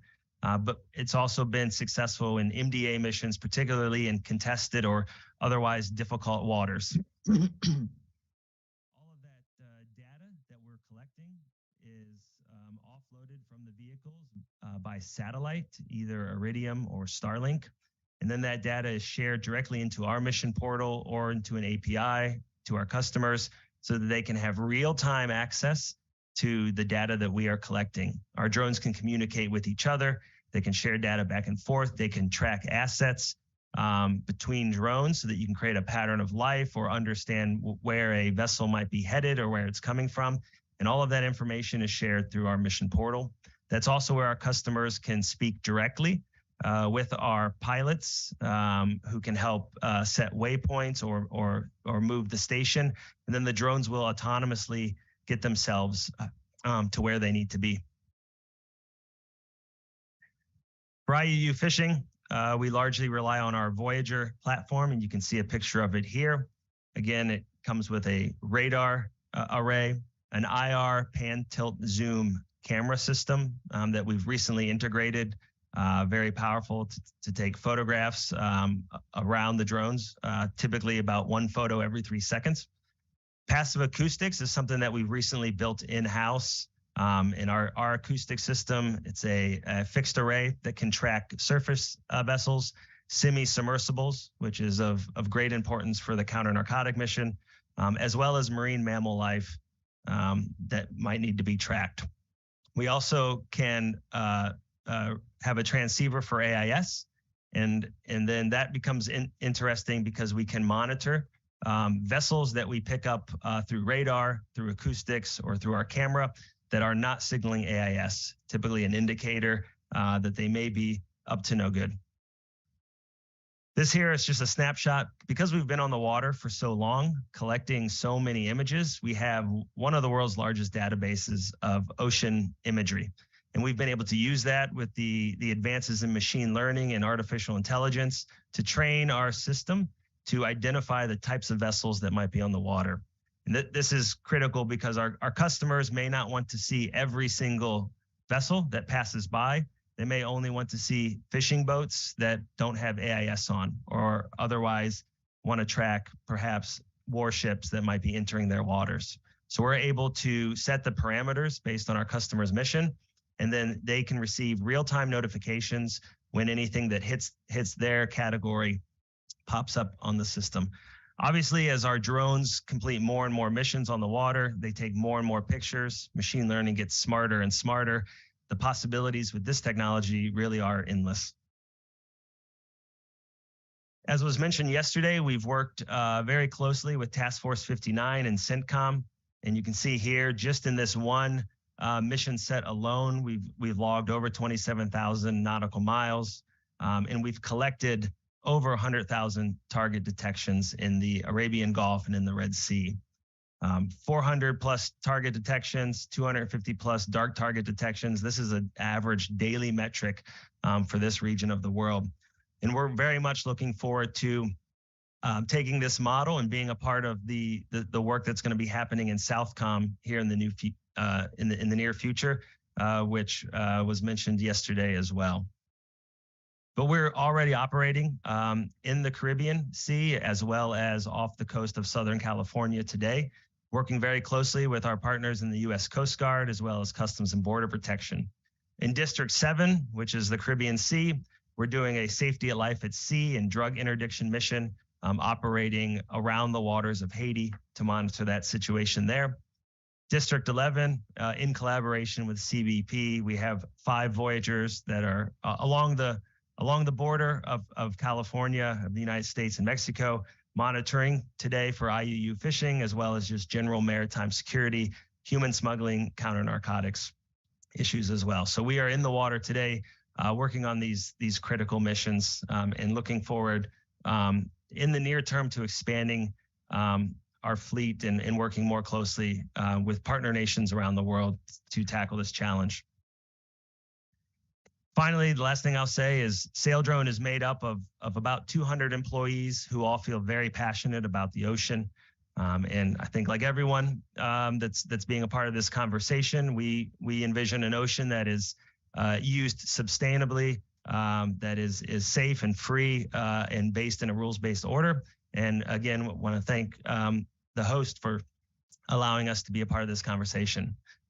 We are happy to take any questions when that time comes, and always willing to have a conversation about scoping out a demonstration mission for your country and how we can support your national security goals. Thank you.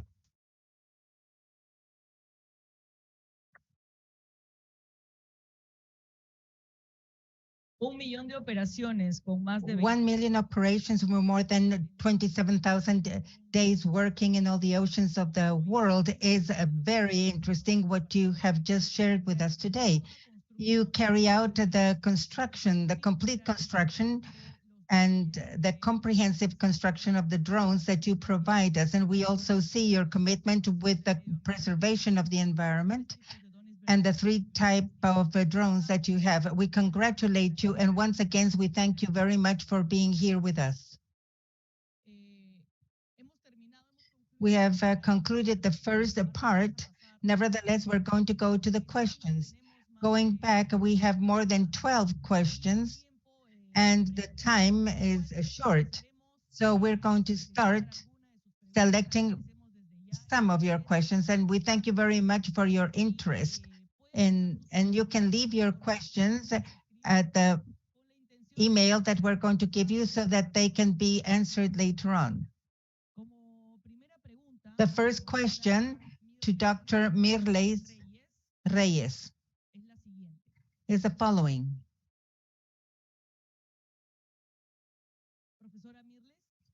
Professor Mirles, the oceans in America are being used by illegal actors for the trafficking, smuggling, and illegal fishing.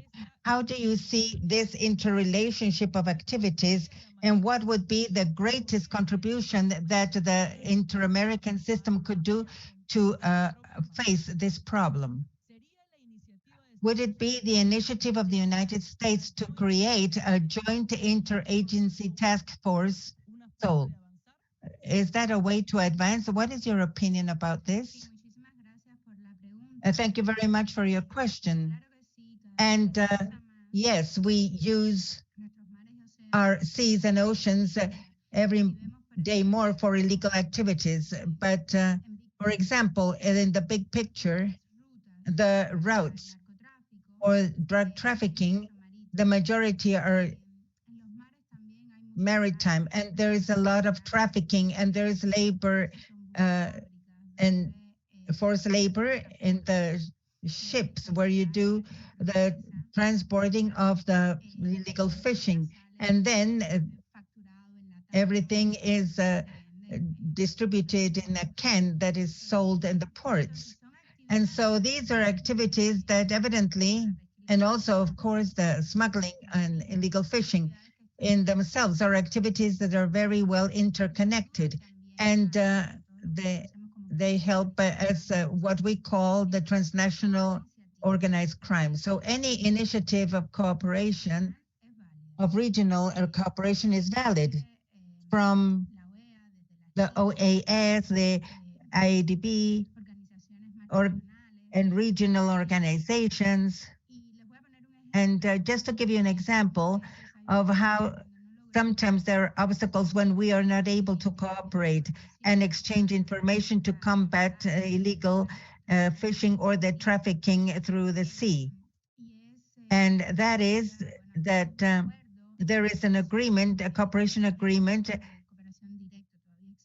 and it still exists between the United States and Colombia, but not so much with Ecuador in periods of time. This is evolving constantly, but the officials of Ecuador told me it was very difficult when they could not access directly the information, the intelligence that the United States had. You had to do it through Colombia and using alternative means like WhatsApp. So it's like sending a satellite picture to Colombia, and Colombia had access to the data in the United States and then sent it over there and then back to Ecuador so that they could cooperate. So the sea doesn't have any limits or boundaries, so there is no other way than with a strong cooperation that we can work. And of course, this initiative of the United States would contribute a lot, just the same as any other initiative that has to do with cooperation and information sharing. I have seen with great enthusiasm the presentations that we have seen so far, and we see many initiatives, and the technology is assisting in better facing the combat to illegal fishing that is not reported, not regulated. Thank you. Here we have 3 questions that have been repeated by Brazil, and says how the drones of the Sail Drone company could be integrated into the management of the Blue Amazon presented by the Brazilian Navy.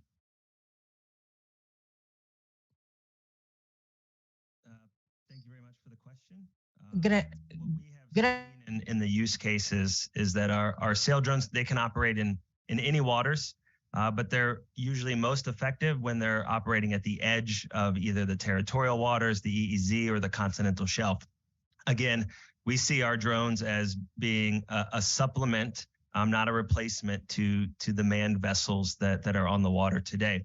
Our drones, which are autonomous and obviously have no humans on board, can do the hard, boring, dirty work far out from sea. They can operate there persistently. They don't need to fly back in to be refueled. And they're providing real-time data, unlike some other methods, such as satellite. So we think that, we are just one piece of the intelligence gathering tools at the disposal of a nation, but we can be monitoring what is coming into or going out of the waters, and supporting from a kind of a tipping and queuing capability the Coast Guards or the navies to let them know when and where they need to be, so that they don't have to be out continually monitoring open oceans.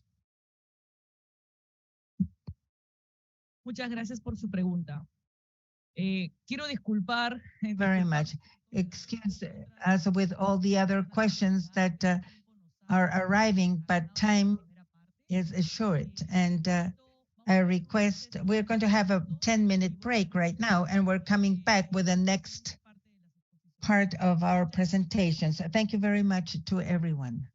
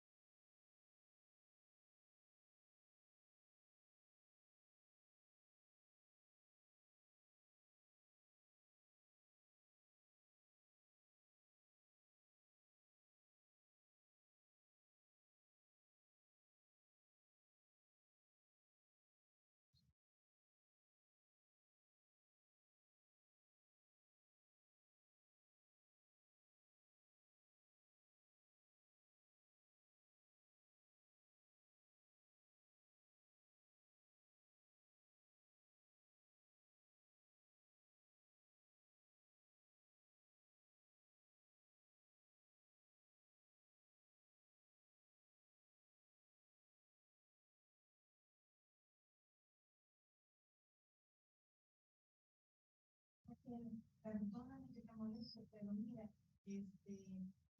tienes el teléfono de la línea de Interpol, porque estoy llamando a Interpol y no me contestan y no han pagado, y necesito salir de eso.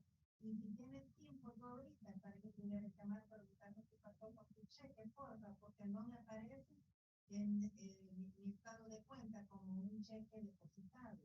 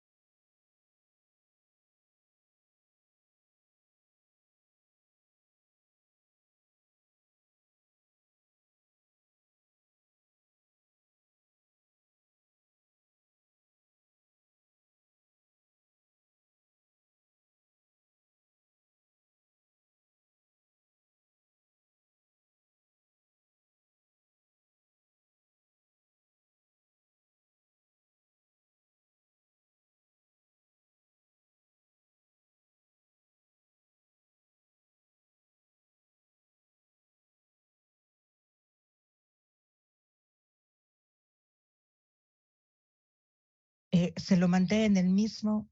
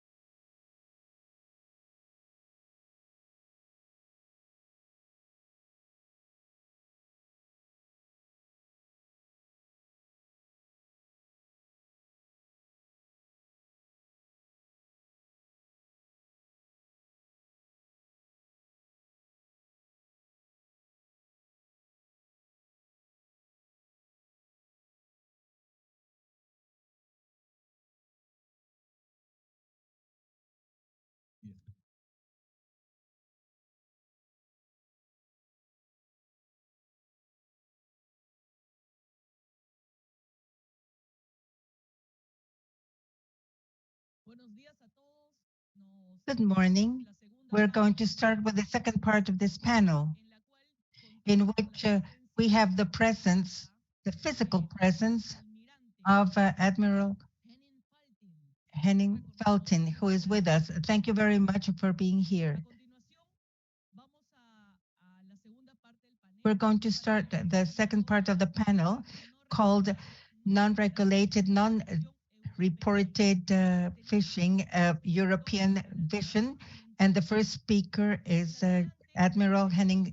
He entered the Bandersburg in 1985 in the School of Navy Operations and changed to the troop as an officer and in the Navy, in the Navy or Norwich Academy in Germany. And he started his studies at the Federal Armed Forces of Hamburg and finished in 1991. As a professor in May 2018, Admiral Felten was the director of the Subdepartment of Operations of the Navy of Rostock. In this position, he was promoted to Admiral. And September 15, 2021, he took the position of the Task Force 1 and of the Center of Excellence of the NATO for operations in restricted waters and not so deep waters. In January 23, thanks to all his experience, he became the military advisor of the European representation in the United States and Canada in Washington, D.C. We are very proud and thankful and honored to have you here, Mr. Admiral. The floor is yours. Well, thank you, Alexia. Ladies and gentlemen, after this introduction, I'm a little bit shy to speak because my Spanish is rusty and my Portuguese is not existent. So allow me to stay in English. Beside the military advisor role, I am very proud to also be the observer of the European Union at the Inter-American Defense Board. And in this capacity, I was asked to present to you today on the European Union, on the vision on maritime security.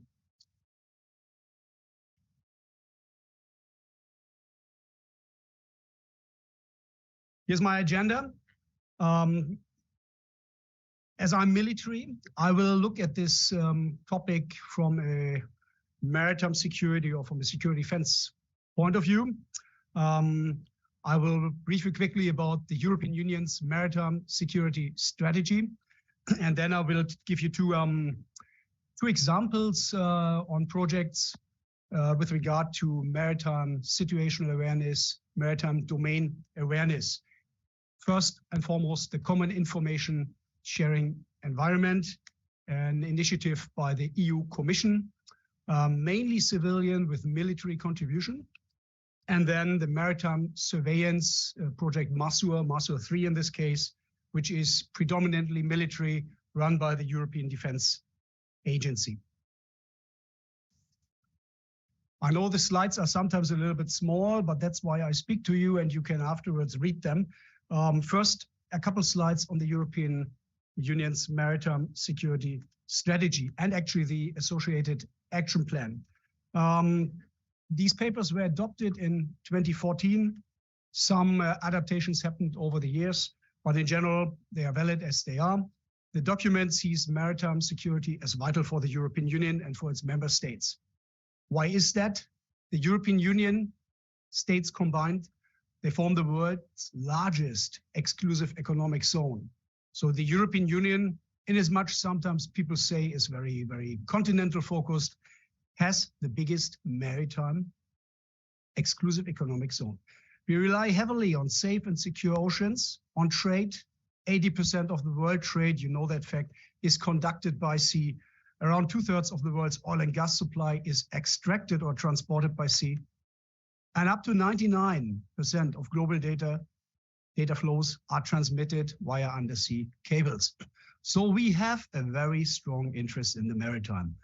To ensure effective ocean governance, to protect oceans and the seabed, and to unlock the full potential of the sustainable blue economy, the global maritime domain must be secure. The European Union's maritime security strategy also reflects our interest in new strategic areas and highlights aspects such as hybrid warfare, cyber warfare, and of course, the protection of maritime and underwater infrastructure. New areas, we are at the moment looking into the Gulf of Guinea, as well as in the Indian Ocean. That is conducted under the label Coordinated Maritime Presences.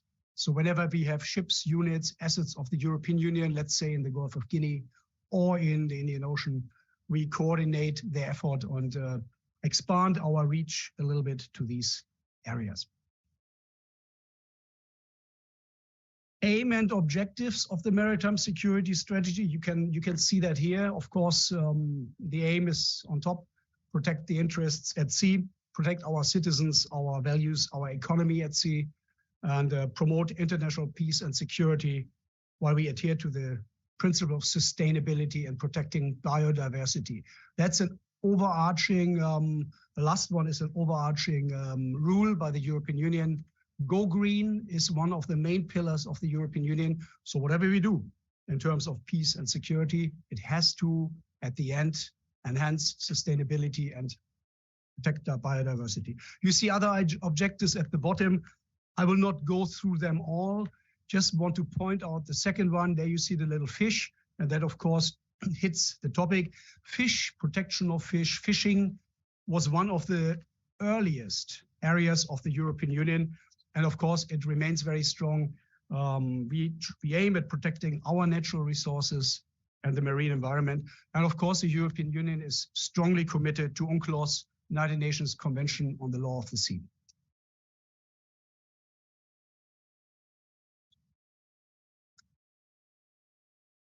When it comes to fishing, I just wanted to highlight two passages from the Maritime Security Strategy, the top one, and from the action plan, the bottom one. And we have some more examples on the next slide. So I read that to you so the translation can follow. Of course, the European Union regards threats and illicit activities such as piracy and armed robbery, organized crime, trafficking of arms and narcotics, terrorism, and then, of course, illegal, unreported, and unregulated fishing as equally critical challenges. And we do everything in our power to avoid it in the waters of the European Union under EU legislation, and to help countries outside of the EU legislation to overcome these challenges as well. I mentioned the Gulf of Guinea as one example.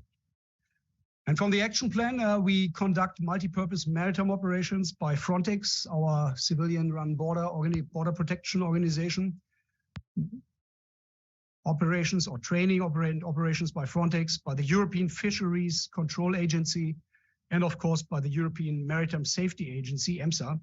And the aim is to fight border-based crime, but also to detect illegal fishing and maritime pollution, and that goes by itself, to carry out surveillance around the European Union in its territorial waters and in its exclusive maritime zones.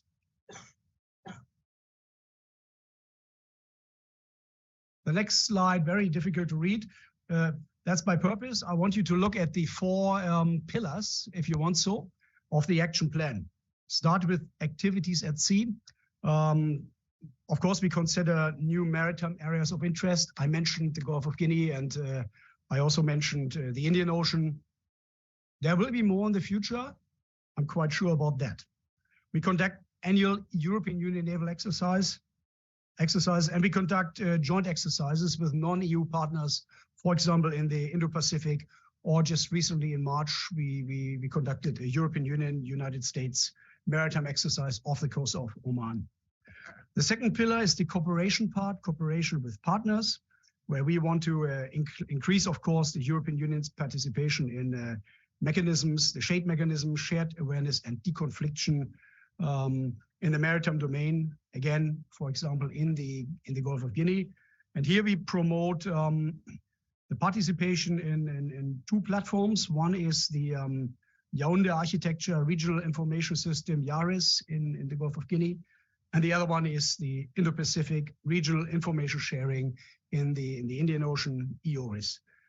These are two pillars for us to cooperate and to share information in these regions. The third pillar is labeled situational awareness. And here you see the two programs I will speak about in a minute or so, MASUR, Maritime Surveillance, and CISE. And as both are from different origins, civilian versus military, we aim at ensuring or enhancing the information exchange between these systems. And I'll tell you in a minute why that is a bit of a challenge. It's not because military and civilian people, it's more because of the architecture behind these systems. And the last pillar, education and training. Of course, we are interested in conducting joint exercises with non-EU partners, but also training with those partners, with those countries.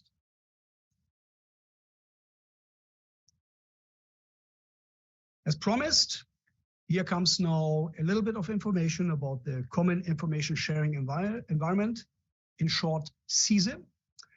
The aim you can see here on the slide is to enhance the interoperability of European maritime surveillance systems for the exchange of operational information. And that aim includes what this is and what it is not. It is not one system. It is a system of systems of the European Union member states. So CISE is a European Union initiative which aims to make European maritime surveillance systems interoperable to facilitate the exchange of operational information among the member states. And that the aim is to have it fully operational by 2024, so next year. CISE is a network connecting the existing systems of European Union authorities with responsibilities in the maritime domain. It aims to enable them to exchange relevant, unclassified and classified information across borders and across different civil and military sectors.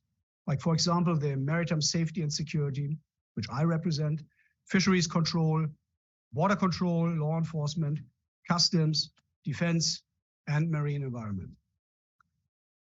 CISE aims to reduce also the duplication of data acquisition. So it doesn't make sense if every organization and if every sector develops their own data. That makes sense. So data provided by one can be used by everybody, and that is that is there to avoid stovepipes among the different organizations within the European Union and among the member states. I said it already. CISE has a decentralized infrastructure based on nodes developed following the CISE data and service model standard. This type of infrastructure allows every authority to decide what they want to share, to maintain full control of their building blocks used for information sharing. CISE also does not have a central storage of information. So the data remains with the contributing member state or the contributing organization. The access rights of the information shared are exclusively controlled by the authority that owns the data, and that makes a lot of sense for the European Union, which is not one nation, but a group of different member states. And last but not least, and that is very important, CISE is voluntary. Voluntary sharing of data is the basis. Information sharing is not based on EU regulation, but on the spirit of cooperation. And at the same time, CISE follows the responsibility to share principle, not the need to know principle, promoting a fair balance between the information provided and consumed by each maritime system and member state.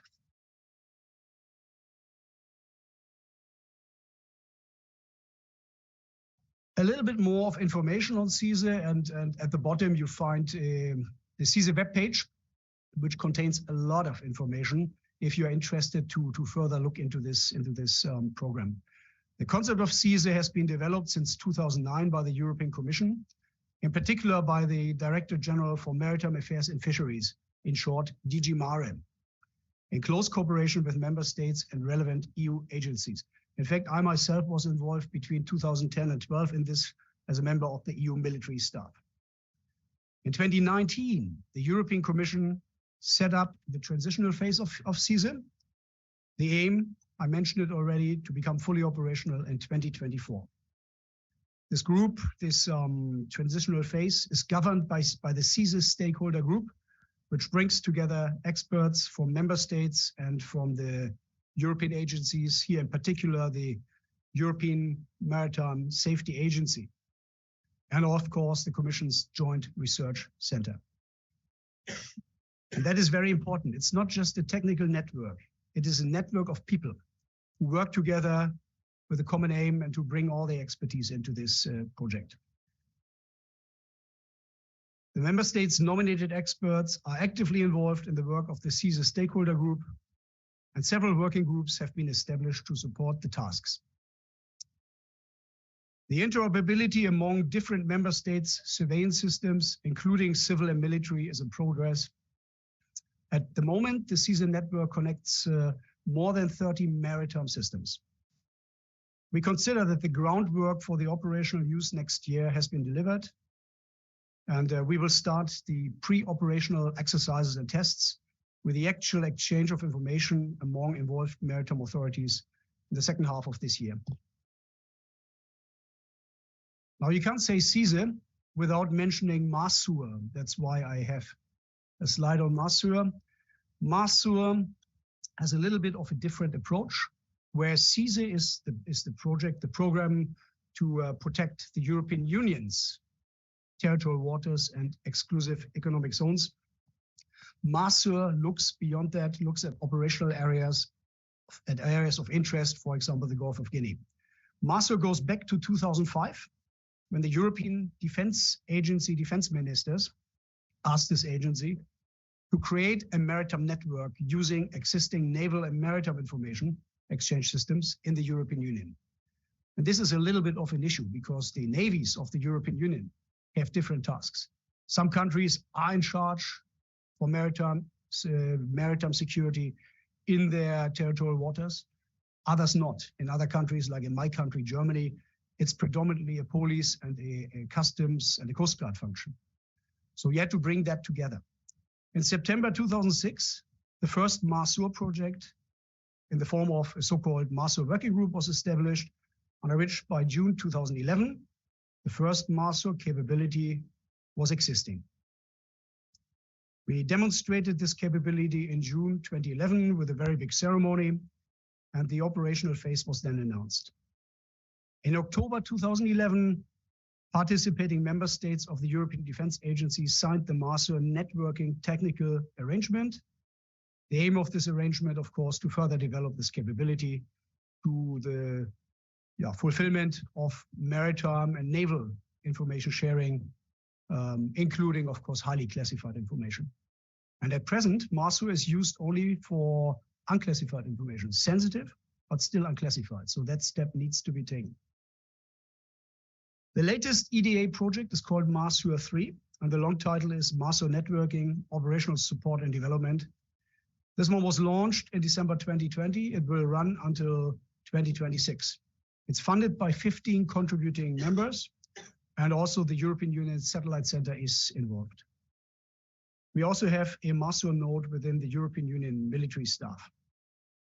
And the objective of MARSUR 3, of course, is to further develop MARSUR to a system fully capable of supporting decision-making for any type of maritime operation and engagement.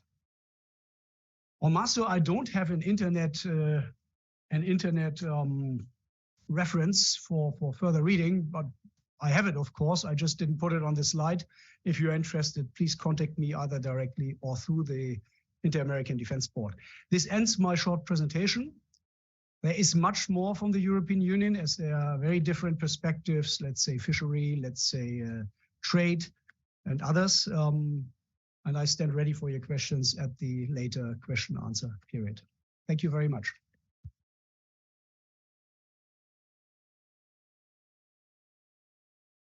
Agradecemos la intervención del almirante. We thank the intervention of the Admiral. I'm going to read the brief curriculum of Mr. Erling Okensenberg, our next speaker.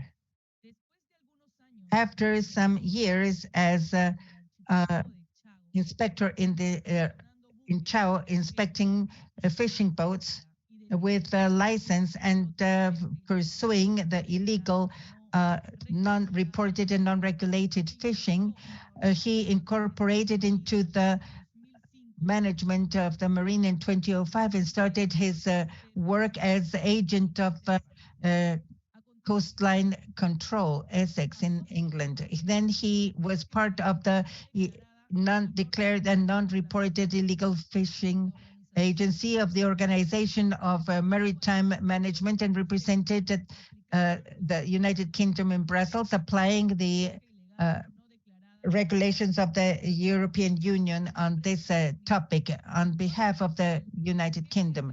He is the head of fisheries and is leading the fishing team of together with the MMO in the application of the regulation of non-regulated, non-reported fishing of the United Kingdom. His en materia de pesca, el comercio de importación del Reino Unido y los requisitos para el comercio con la Unión Europea y Japón. Dejo con ustedes. So without further ado, I'll give the floor to Nick Maynor.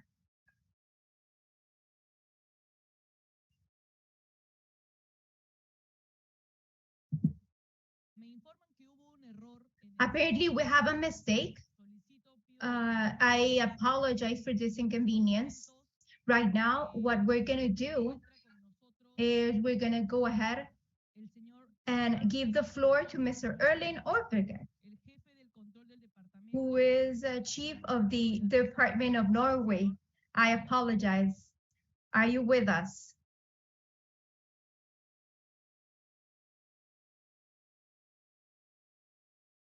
Can you hear me, Mr. Ortberger? Mr. Commander Erling, sir, can you hear me?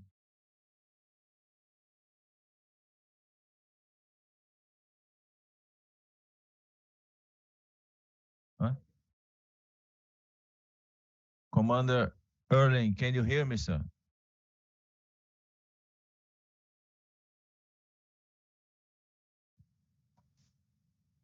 Yes, I can hear you now. Can you hear me? Yes, sir. Yes, sir. Thank you very much. Okay, thank you. Okay, now I'll just share my screen and I'm soon ready. Bienvenido, señor. El auditorio es suyo. Welcome again. The floor is yours. Thank you for being with us.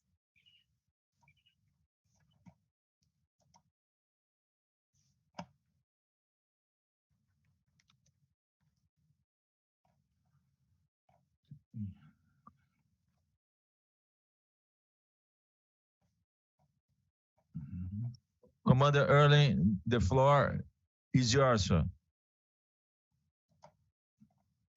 Thank you very much. Okay, at least good morning or afternoon, everyone, wherever you are sitting. Dear hosts and participants, thank you for the invitation to take part in this event. I'm looking very forward to it. I want to present a historical point of view on IUU activity in Norwegian areas of interest. And first, the Norwegian Coast Guard is a part of the Norwegian Armed Forces, but we have our own main mission to enforce civilian law in Norwegian waters. We have 15 patrol vessels in different size, from 140 meters to down to 45 meters in length, and we have 2 crews on each of these vessels. Total of about 800 people working on these ships. Of this are about 100 fishery inspectors who are doing the daily service to prevent fish crime and IUU activity in our waters. In addition to this, we have patrol aircraft, which we use for fishery patrol almost every day, and they are able to cover a large amount of area on each patrol. Then I will start with some historical considerations. Our first big issue inside this was in the period of 1992 to 1994, when up to 60 trawlers some from Iceland, but most of them from Caribbean and African countries like Belize, Dominican Republic, Panama, and Angola, started fishing for cod in the Barents Sea. Some of the activity was taking part in the Norwegian-controlled Svalbard zone, and some of the activity was inside the international waters outside the 200 nautical miles of Norway and the Russian Federation. Large amounts of fish were taken up during this fishing, and at last in 1994, the Norwegian government decided to handle this fishery in a hard way. So it ended in the way that one of the trawler in the bottom picture you can see was hit by two shells in the engine room, fired from one of the Coast Guard ships, and the vessel stopped and was taken into Norwegian port for arrest, and that made that all the other fishing vessels left the area and they never returned. So sometimes firm enforcement is the key to the success. In the beginning of the 2000s, there was a big problem with Russian unreported fishing in the Barents Sea. It was an organized business. Ship owners they were owning both fishing vessels and transport vessels, reefers, and it was extensive use of transshipments at sea. Some cargo was transshipment up to 4 to 5 times before entering port in European ports and also African ports. We also had some issues with anonymous vessels where all registrations and names were painted over, and it was almost impossible to identify each vessel working on this issue. It's estimated that about 100,000 tons of cod each year in the years 2003 to 2006 was unreported. At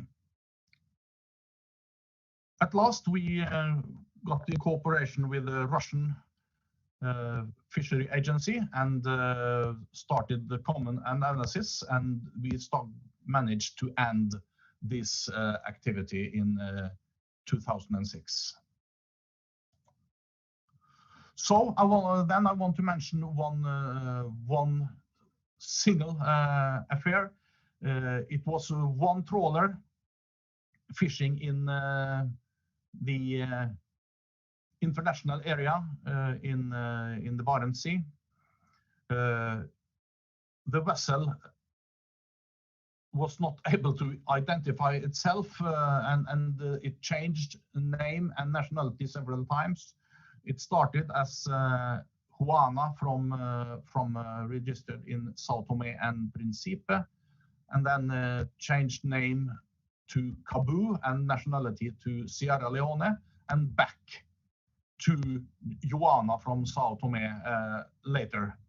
That made us in Norway able to use the UNCLOS Article 92, which says that if you sail under flags on 2 or more states and using them according to convenience,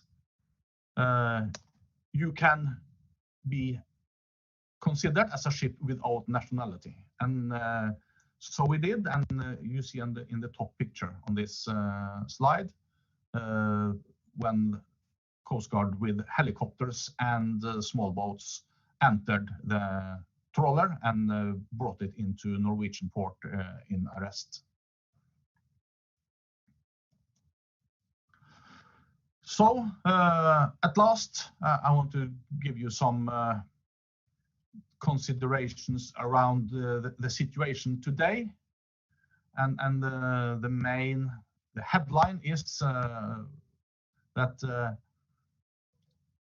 the challenges in IUU fishing in the oceans and seas in the Northeast Atlantic are marginal compared to many other areas on the planet. That's no doubt about that. And the main reason for this, in my opinion, is the establishment of NEAFC, the Northeast Atlantic Fishery Commission. It was established in 1982, and in 1998, they established a scheme of control and enforcement in the areas you can see on the map to the right, the orange areas. And that gave each contracting party in this and all northern European countries, along with the US and Canada, are part of this. And we can now conduct fishery control in these orange areas on all vessels from the contracting parties. There's also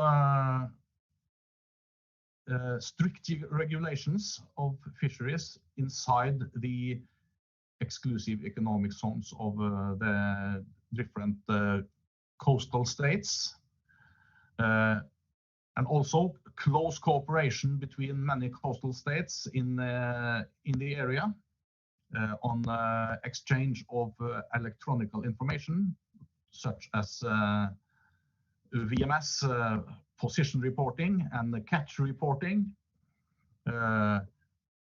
cooperation on controls at sea and in ports.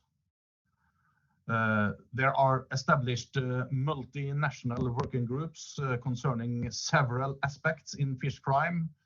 Here I can mention North Atlantic Fishery Intelligence Group. That's a very good and working group.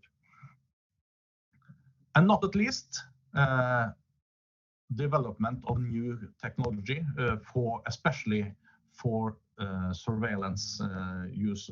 Here is especially then use of satellite and drone technology. That was my time. Thank you very much for your attention. I could take any questions if you have. Thank you.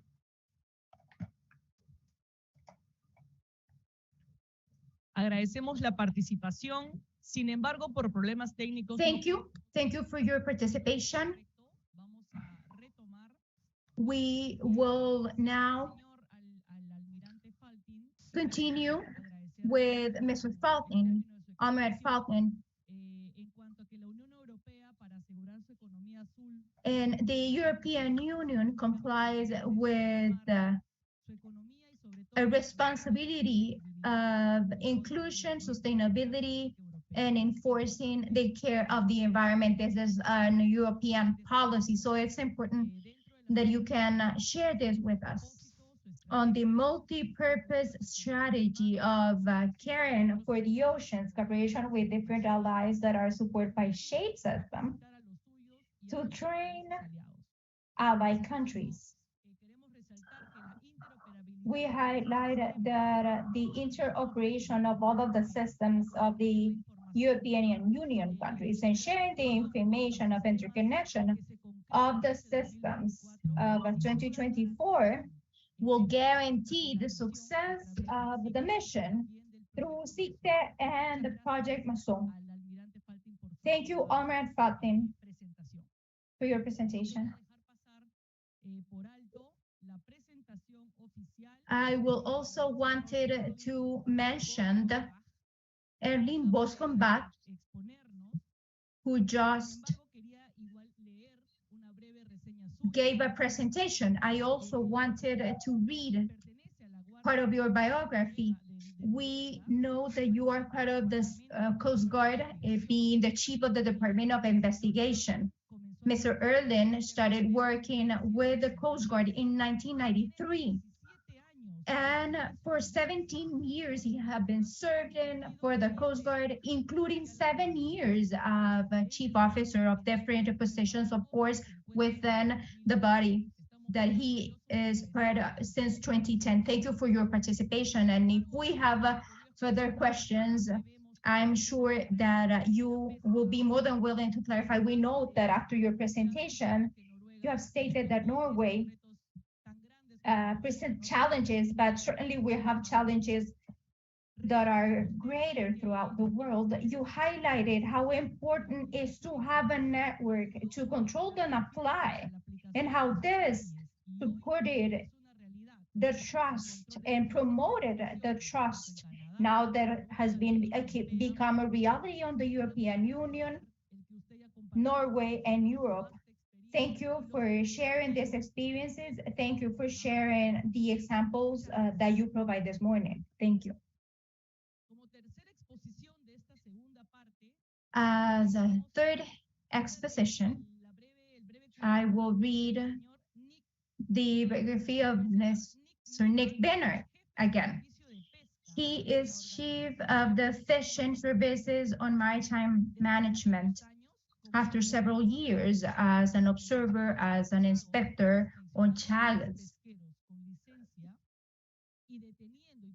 And following IAD, he became a part of the management marine investigation in 2005, and he started in Essex in England. Then he became part of illegal fishing group in the Maritime Organization and presented to the United Kingdom in Brussels, applying the regulation of the European Union on illegal fishing. So on behalf of the United Kingdom, his position is Chief of Services of Fishing and directs the group of fishing with the NMO on the application of the regulation of the United Kingdom on illegal fishing, not reported and not regulated. The commitment that they have towards other governments, trade, exportation of the United Kingdom, and the requirements for trade with the European Union and Japan. Thank you. We're really proud to have you with us. Mr. Magnan, the floor is yours. Good morning, everybody. Many thanks to the organisers for the opportunity to present at this event. We're very flattered that you've managed to do that for us. So, again, my name is Nick Maynard. I'm the head of fishery. I'm the head of fishery services and IUU on behalf of England and the UK. I'll just share my screen. Disculpe, señor, ¿podría abrir su... muchas gracias.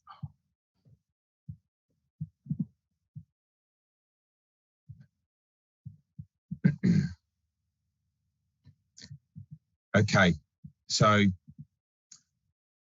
a little bit about us, about the Marine Management Organisation. So we are the marine regulators on behalf of the Secretary of State for England and on behalf of the UK government. We have 6 outward-facing services that we provide, these being ensuring sustainable marine development with licensing activities, and regulatory activities in terms of any construction and deposits within the EEZ of the UK. And this could include wind farms, port developments and smaller projects. We manage sustainable fishing opportunities in terms of fleet management, and this is within the domestic fleet and the international fleet that fish within the UK EEZ, quota management and allocations and opportunities for them, for that fishing fleet within the UK EEZ. We also do marine protected area management. We have got over 20% of the area that is now under MPA management, and we manage and regulate the activities within them MPAs. We also provide funding for innovation for the UK industry.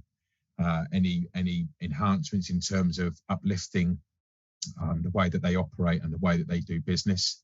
We're also regulators in terms, so we have the regulatory aspect in terms of the whole suite of the business that we do within England.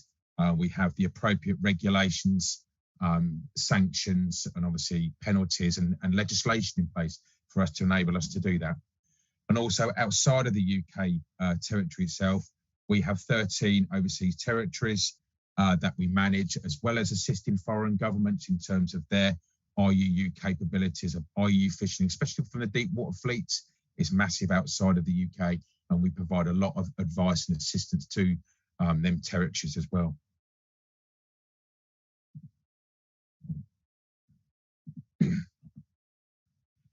So starting at sea, so in terms of the UK, we're just under 3,000 square miles of ocean. The MMO do the English portion of that territory. So in terms of the at-sea capabilities that we have, we regulate fleet activity in terms of the English waters themselves. This is from the domestic and the international fleet. We work alongside local authorities, which are called the Inshore Fisheries Conservation Authorities, and they patrol the inshore waters, so the 0 to 6 mile zone. The MMO and our partners in the military, in the British Navy, they regulate and they patrol offshore outside of the 6 mile zone up until the EEZ of the UK. So the sort of, and this is in regards to the control regulation, this is the legislation that sits over this activity and legislates what we do. So in terms of the activities that we patrol and regulate, obviously there's the fishing activity for the domestic and the foreign fleets, wildlife legislation, and also the activities of any construction in terms of marine licensing and any sustainable marine works that go on outside in the offshore zone. Our priority in terms of IUU is obviously to monitor and inspect any of the foreign vessels that operate within our waters, especially now that we're an independent state after EU exit. And we report any unlicensed activity from that. They are given as intelligence to the offshore patrol vessels, and they will target them in terms of any incursions that we have into our waters. At the moment, we're deeming in terms of foreign vessel incursions into English waters, it's relatively low risk. We do get a few incursions from unlicensed activity from neighbouring states, but in the main, it's really, really low at the moment. So in terms of our offshore capabilities, we have 2 offshore patrol vessels that we charter ourselves, them being the Trafalgar Sentinel and the Viking Sentinel. We're also supported offshore by the Royal Navy, alongside the IFCAs that I've mentioned before. There's 10 of them, and there's 10 support vessels that work on the inshore waters up to the 0 to 6 miles. In terms of the offshore crews, so the ones that we charter the ship's crew alongside the vessels themselves, and there's enforcement teams that are trained within the MMO, and there's 3 to 4 individuals that will go on tours anywhere from 1 to 2 weeks at a time, and that will accompany on these vessels and do the actual enforcement and the patrol work and the inspections outside of the 6 mile zone. The actual training capability themselves, this is split into 3 sections. We have 76 personnel that we can draw on in terms of the coastal enforcement teams, and they're trained over three weeks before they go to sea, and then they can finish off their training capability at sea, and then they can be fully fledged and sea-going officers where they can lead specific teams. The actual tasking itself, we have a centralized operations team that's based in Newcastle, it's based in our head office, and they can and they will task the vessels and the activity that they go through, either with the Royal Navy or with the 2 offshore patrol vessels themselves. The actual activity itself is very, very dependent on seasonal fisheries that we have in a while. We've got a lot of intelligence and a lot of data to draw on in terms of seasonal fisheries. Obviously weather, flag state activity, and this is licensed activity that is happening within the EEZ of the UK, and any intelligence that we get on unlicensed activity and any IUU activity, which will then prioritise and then we'll task ships to go and greet them. We've had to reinvent ourselves a little bit. So now we're looking at redeploying aircraft to help the offshore patrols and provide further intel and information. And they're looking at drone technology as well to implement into our offshore patrols. So in terms of inspections, so we do approximately 600 a year, but drawing on 2022. So the majority of the inspections, understandably, was from the domestic fleet, and then obviously the others from the licensed fleet are within our EU member state neighbours and from Norway as well. Within England themselves, there was over 200 infringements, mainly from the domestic fleet. But we did have we've had a few incursions, and we've got one ongoing investigation from foreign vessel from IUU activity that we found last year. Obviously, these sanctions and these infringements can differ. So we apply a tiered process from anything from a verbal advisory, so we give them an education of what has gone wrong, up until a detention where we think there's something more severe going on, and then we'll bring them vessels in on a detention, and then they're dealt with the UK court system, and then a penalty is given after that.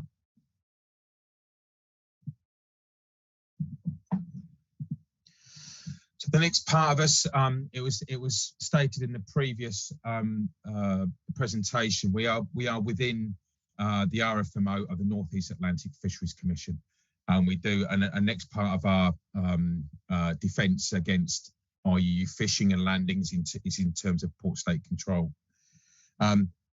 There's a requirement for foreign vessels, the non-UK vessels, if they want to come into the waters and they want to land into the UK, they have to notify in accordance with the NEAF rules. The UK itself has 47 designated ports, 9 dotted across the UK territory, 19 of which are in England.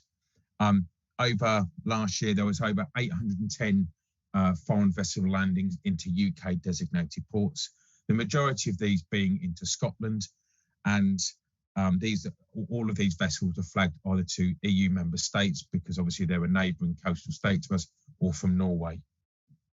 In addition to what the MMO IUU team do in terms of the port state control, we have a 24/7 capability to ensure that vessels can land, they can notify and land when they can, and we can deal with any non-compliant or any infringements in terms of port state control.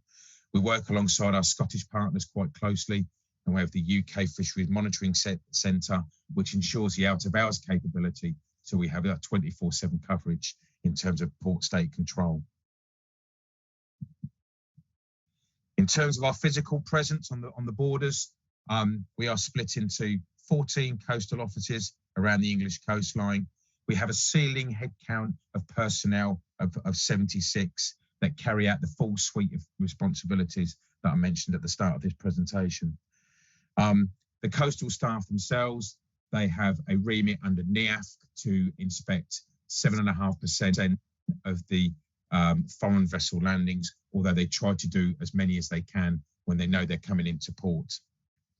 In terms of any detentions or any IUU activity, this is prioritised, and obviously we have a 24/7 capability that we can draw on if we need to deal with any incursions and any unlicensed activity from foreign vessels, and they can be dealt with within port.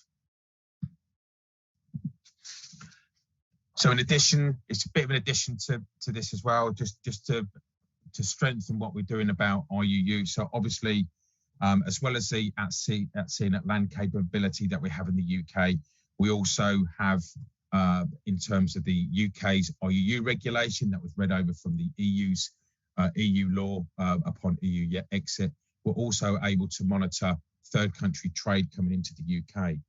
And this, when I mean by trade, I mean it's either by air freights, by ferries where you've got close proximity from neighbouring coastal states, or container vessel freight trade that's coming into the UK. We also have a document scheme in terms of the catch certificate scheme that provides the necessary traceability from the source of the product, from the landing of that product in the first country, and if there's been any processing or storage or any altering of the product prior to export to the UK. And we're able to deal with that on a risk basis. We are now redeveloping our a risk strategy, a compliance and enforcement strategy for imports, and looking at the data that we can draw on before in terms of how we can risk assess imports coming into the UK. We have very specific functions, so we work alongside other local authorities. There's 25 border authorities that we call port health authorities that we work with, and they have a specific function in terms of the frontline inspection of the document and the physical inspection. If there's anything wrong and we need to deal with any issues, the MMO IUU team that I head up, we liaise with the third countries and we sort them issues out. And if it deals with any enforcement activity, we also cover that as well. At the moment, we're dealing with over 90 third countries that we deal with in terms of trade to the UK, and that we've had correspondence with over the last few years. And the last thing, in terms of the last couple of slides, it's not just about what we do in the UK. So we have quite a large remit in terms of our international obligations as well. There's another team. Sadly, my colleague couldn't be here today, Mr. Andrew Deary, but he heads up the Global Marine team, and they have a remit to work with UK overseas territories and work with foreign governments on the provision of advice and assistance in terms of IUU fishing. Split into two parts. The first one is the Blue Belt program. So the Global Marine team assists. There's 10 overseas territories that you can see on this slide on the screen in front of you. In addition to that, there's another 3 that we've started working with over the last few years, and then being the Turks and Caicos, Bermuda, and Anguilla. The major threat to all of these territories is IUU fishing. And it's really because of the proximity to them and because of the stocks they have around their territories. It's really from the distant water fleets that are coming in and fishing unlicensed within their territory. So the Global Marine team will assist them on detection methods. How can they find out there's IUU activity within their zone? And an example of that is by remote sensing, for example. And they will also work with individual partners on counter issues, or bilaterally with neighbouring coastal states, so they can start to cooperate with each other, and they can work with each other better on IUU fishing.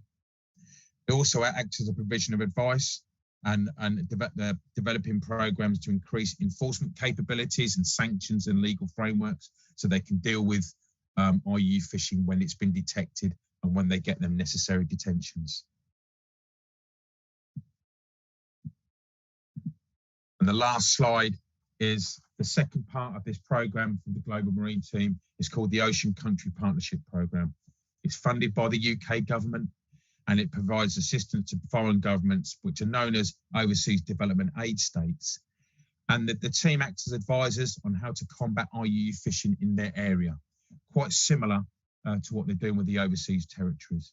They will advise on how to use remote analysis from satellite imagery, for example, how to create risk assessments to deal with offshore activity and target their assets in the right area, so they can combat the high levels of IUU fishing. They'll also provide operational assistance through training on technologies such as identifying how to use VMS and AIS technology, and also how they can incorporate that into enforcement and investigations on IUU activity that's been happening within their territories. So in some of the countries, so there's the country collaboration that the team are dealing with at the moment. They're spread right across the globe. So to give you an idea, there's there's a number of countries within the West African region, Ghana and Senegal and Sierra Leone being examples. The Western Pacific Islands with Vanuatu, and also the Indian Ocean Basin. It's right the way across from Madagascar on the western side, right the way across to Sri Lanka and India, and others are towards the western side. The team helps advise these countries on the requirements, also requirements for trade to the UK and how to combat the IUU fishing so they can trade illegally with the UK and the EU going forward. That's all my slides. Thank you very much for listening. I'll take any questions afterwards.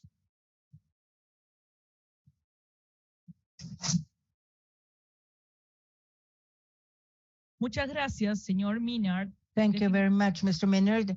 Definitely to have 14 offices and all the staff involved that carry out specific tasks in your organization can guarantee the control and monitoring of the marine management that you carry out.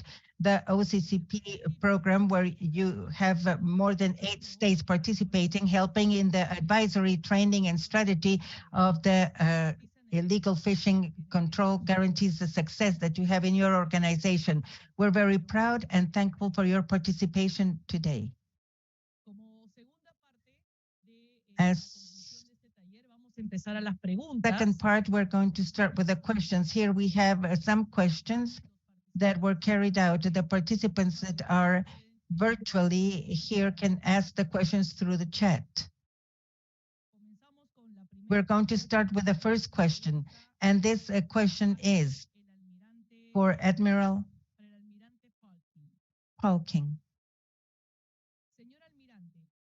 Admiral, once some countries of the European Union have territories offshore in South America and the Caribbean, in the conception of the CICE, is there the future possibility of integrating with other countries of America?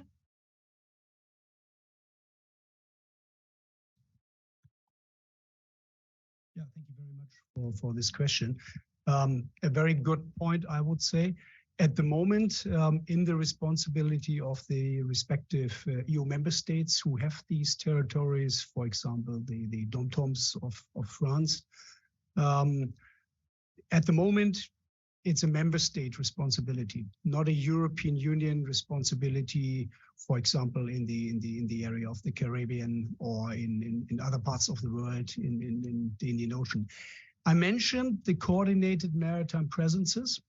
I will not insinuate that the European Union is going beyond what I mentioned, Gulf of Guinea at the moment, and the Indian Ocean here, specifically the western part of the Indian Ocean.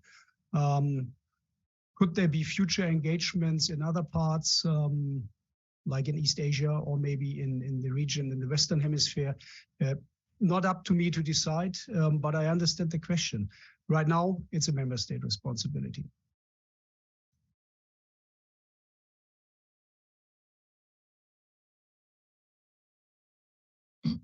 Tenemos otra pregunta también. We have another question.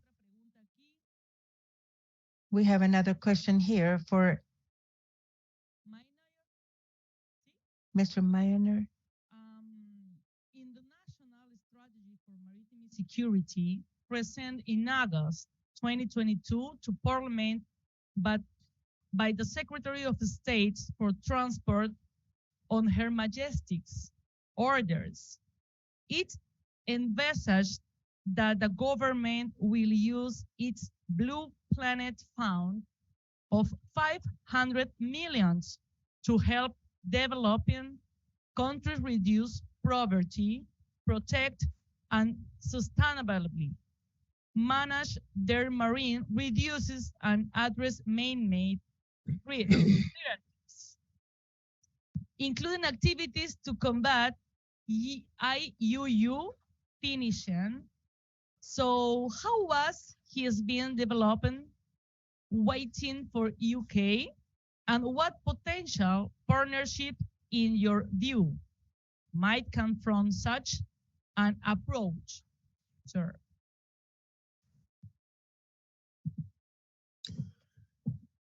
Good afternoon, and Buenas tardes. Good morning. Good Y afternoon. buenos días. To wherever you Y are. buenas tardes, depende de donde estén. The Blue Planet Fund. So in my last slide, I explained about the Ocean Country Partnership Programme that the UK has incorporated at the moment. Now they're working with approximately 10 countries, and they're trying to draw on other countries to help assist and advise in terms of, it's not just IUU fishing, there's also marine protected area management and enforcement. There's a whole suite of functions. For the sake of this particular forum, I've just concentrated on IUU fishing. I do know the team themselves are doing more capacity building, and they're going to be integrated with more countries going forward. I don't know which ones they are at the moment, but I know they're continually taking on more countries, and they are going to be cooperating with them going forward. All of this is being funded by the Blue Planet Fund that you've asked about today. Does that answer your question?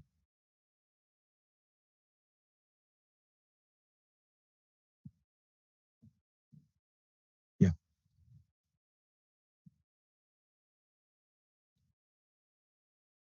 Bueno, lamentamos no poder. We regret not being able to continue with the questions. As I said before, the technical staff is going to send an email, and you will be able to access this email, and from there you can leave your questions, and then later on we will send you the corresponding answers.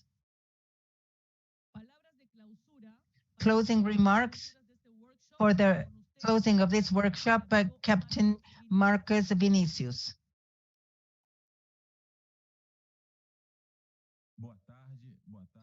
Good afternoon, good morning.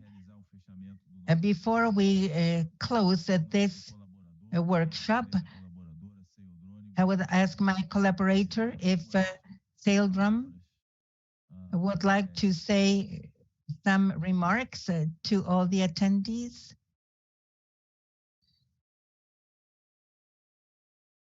We give the floor to the company.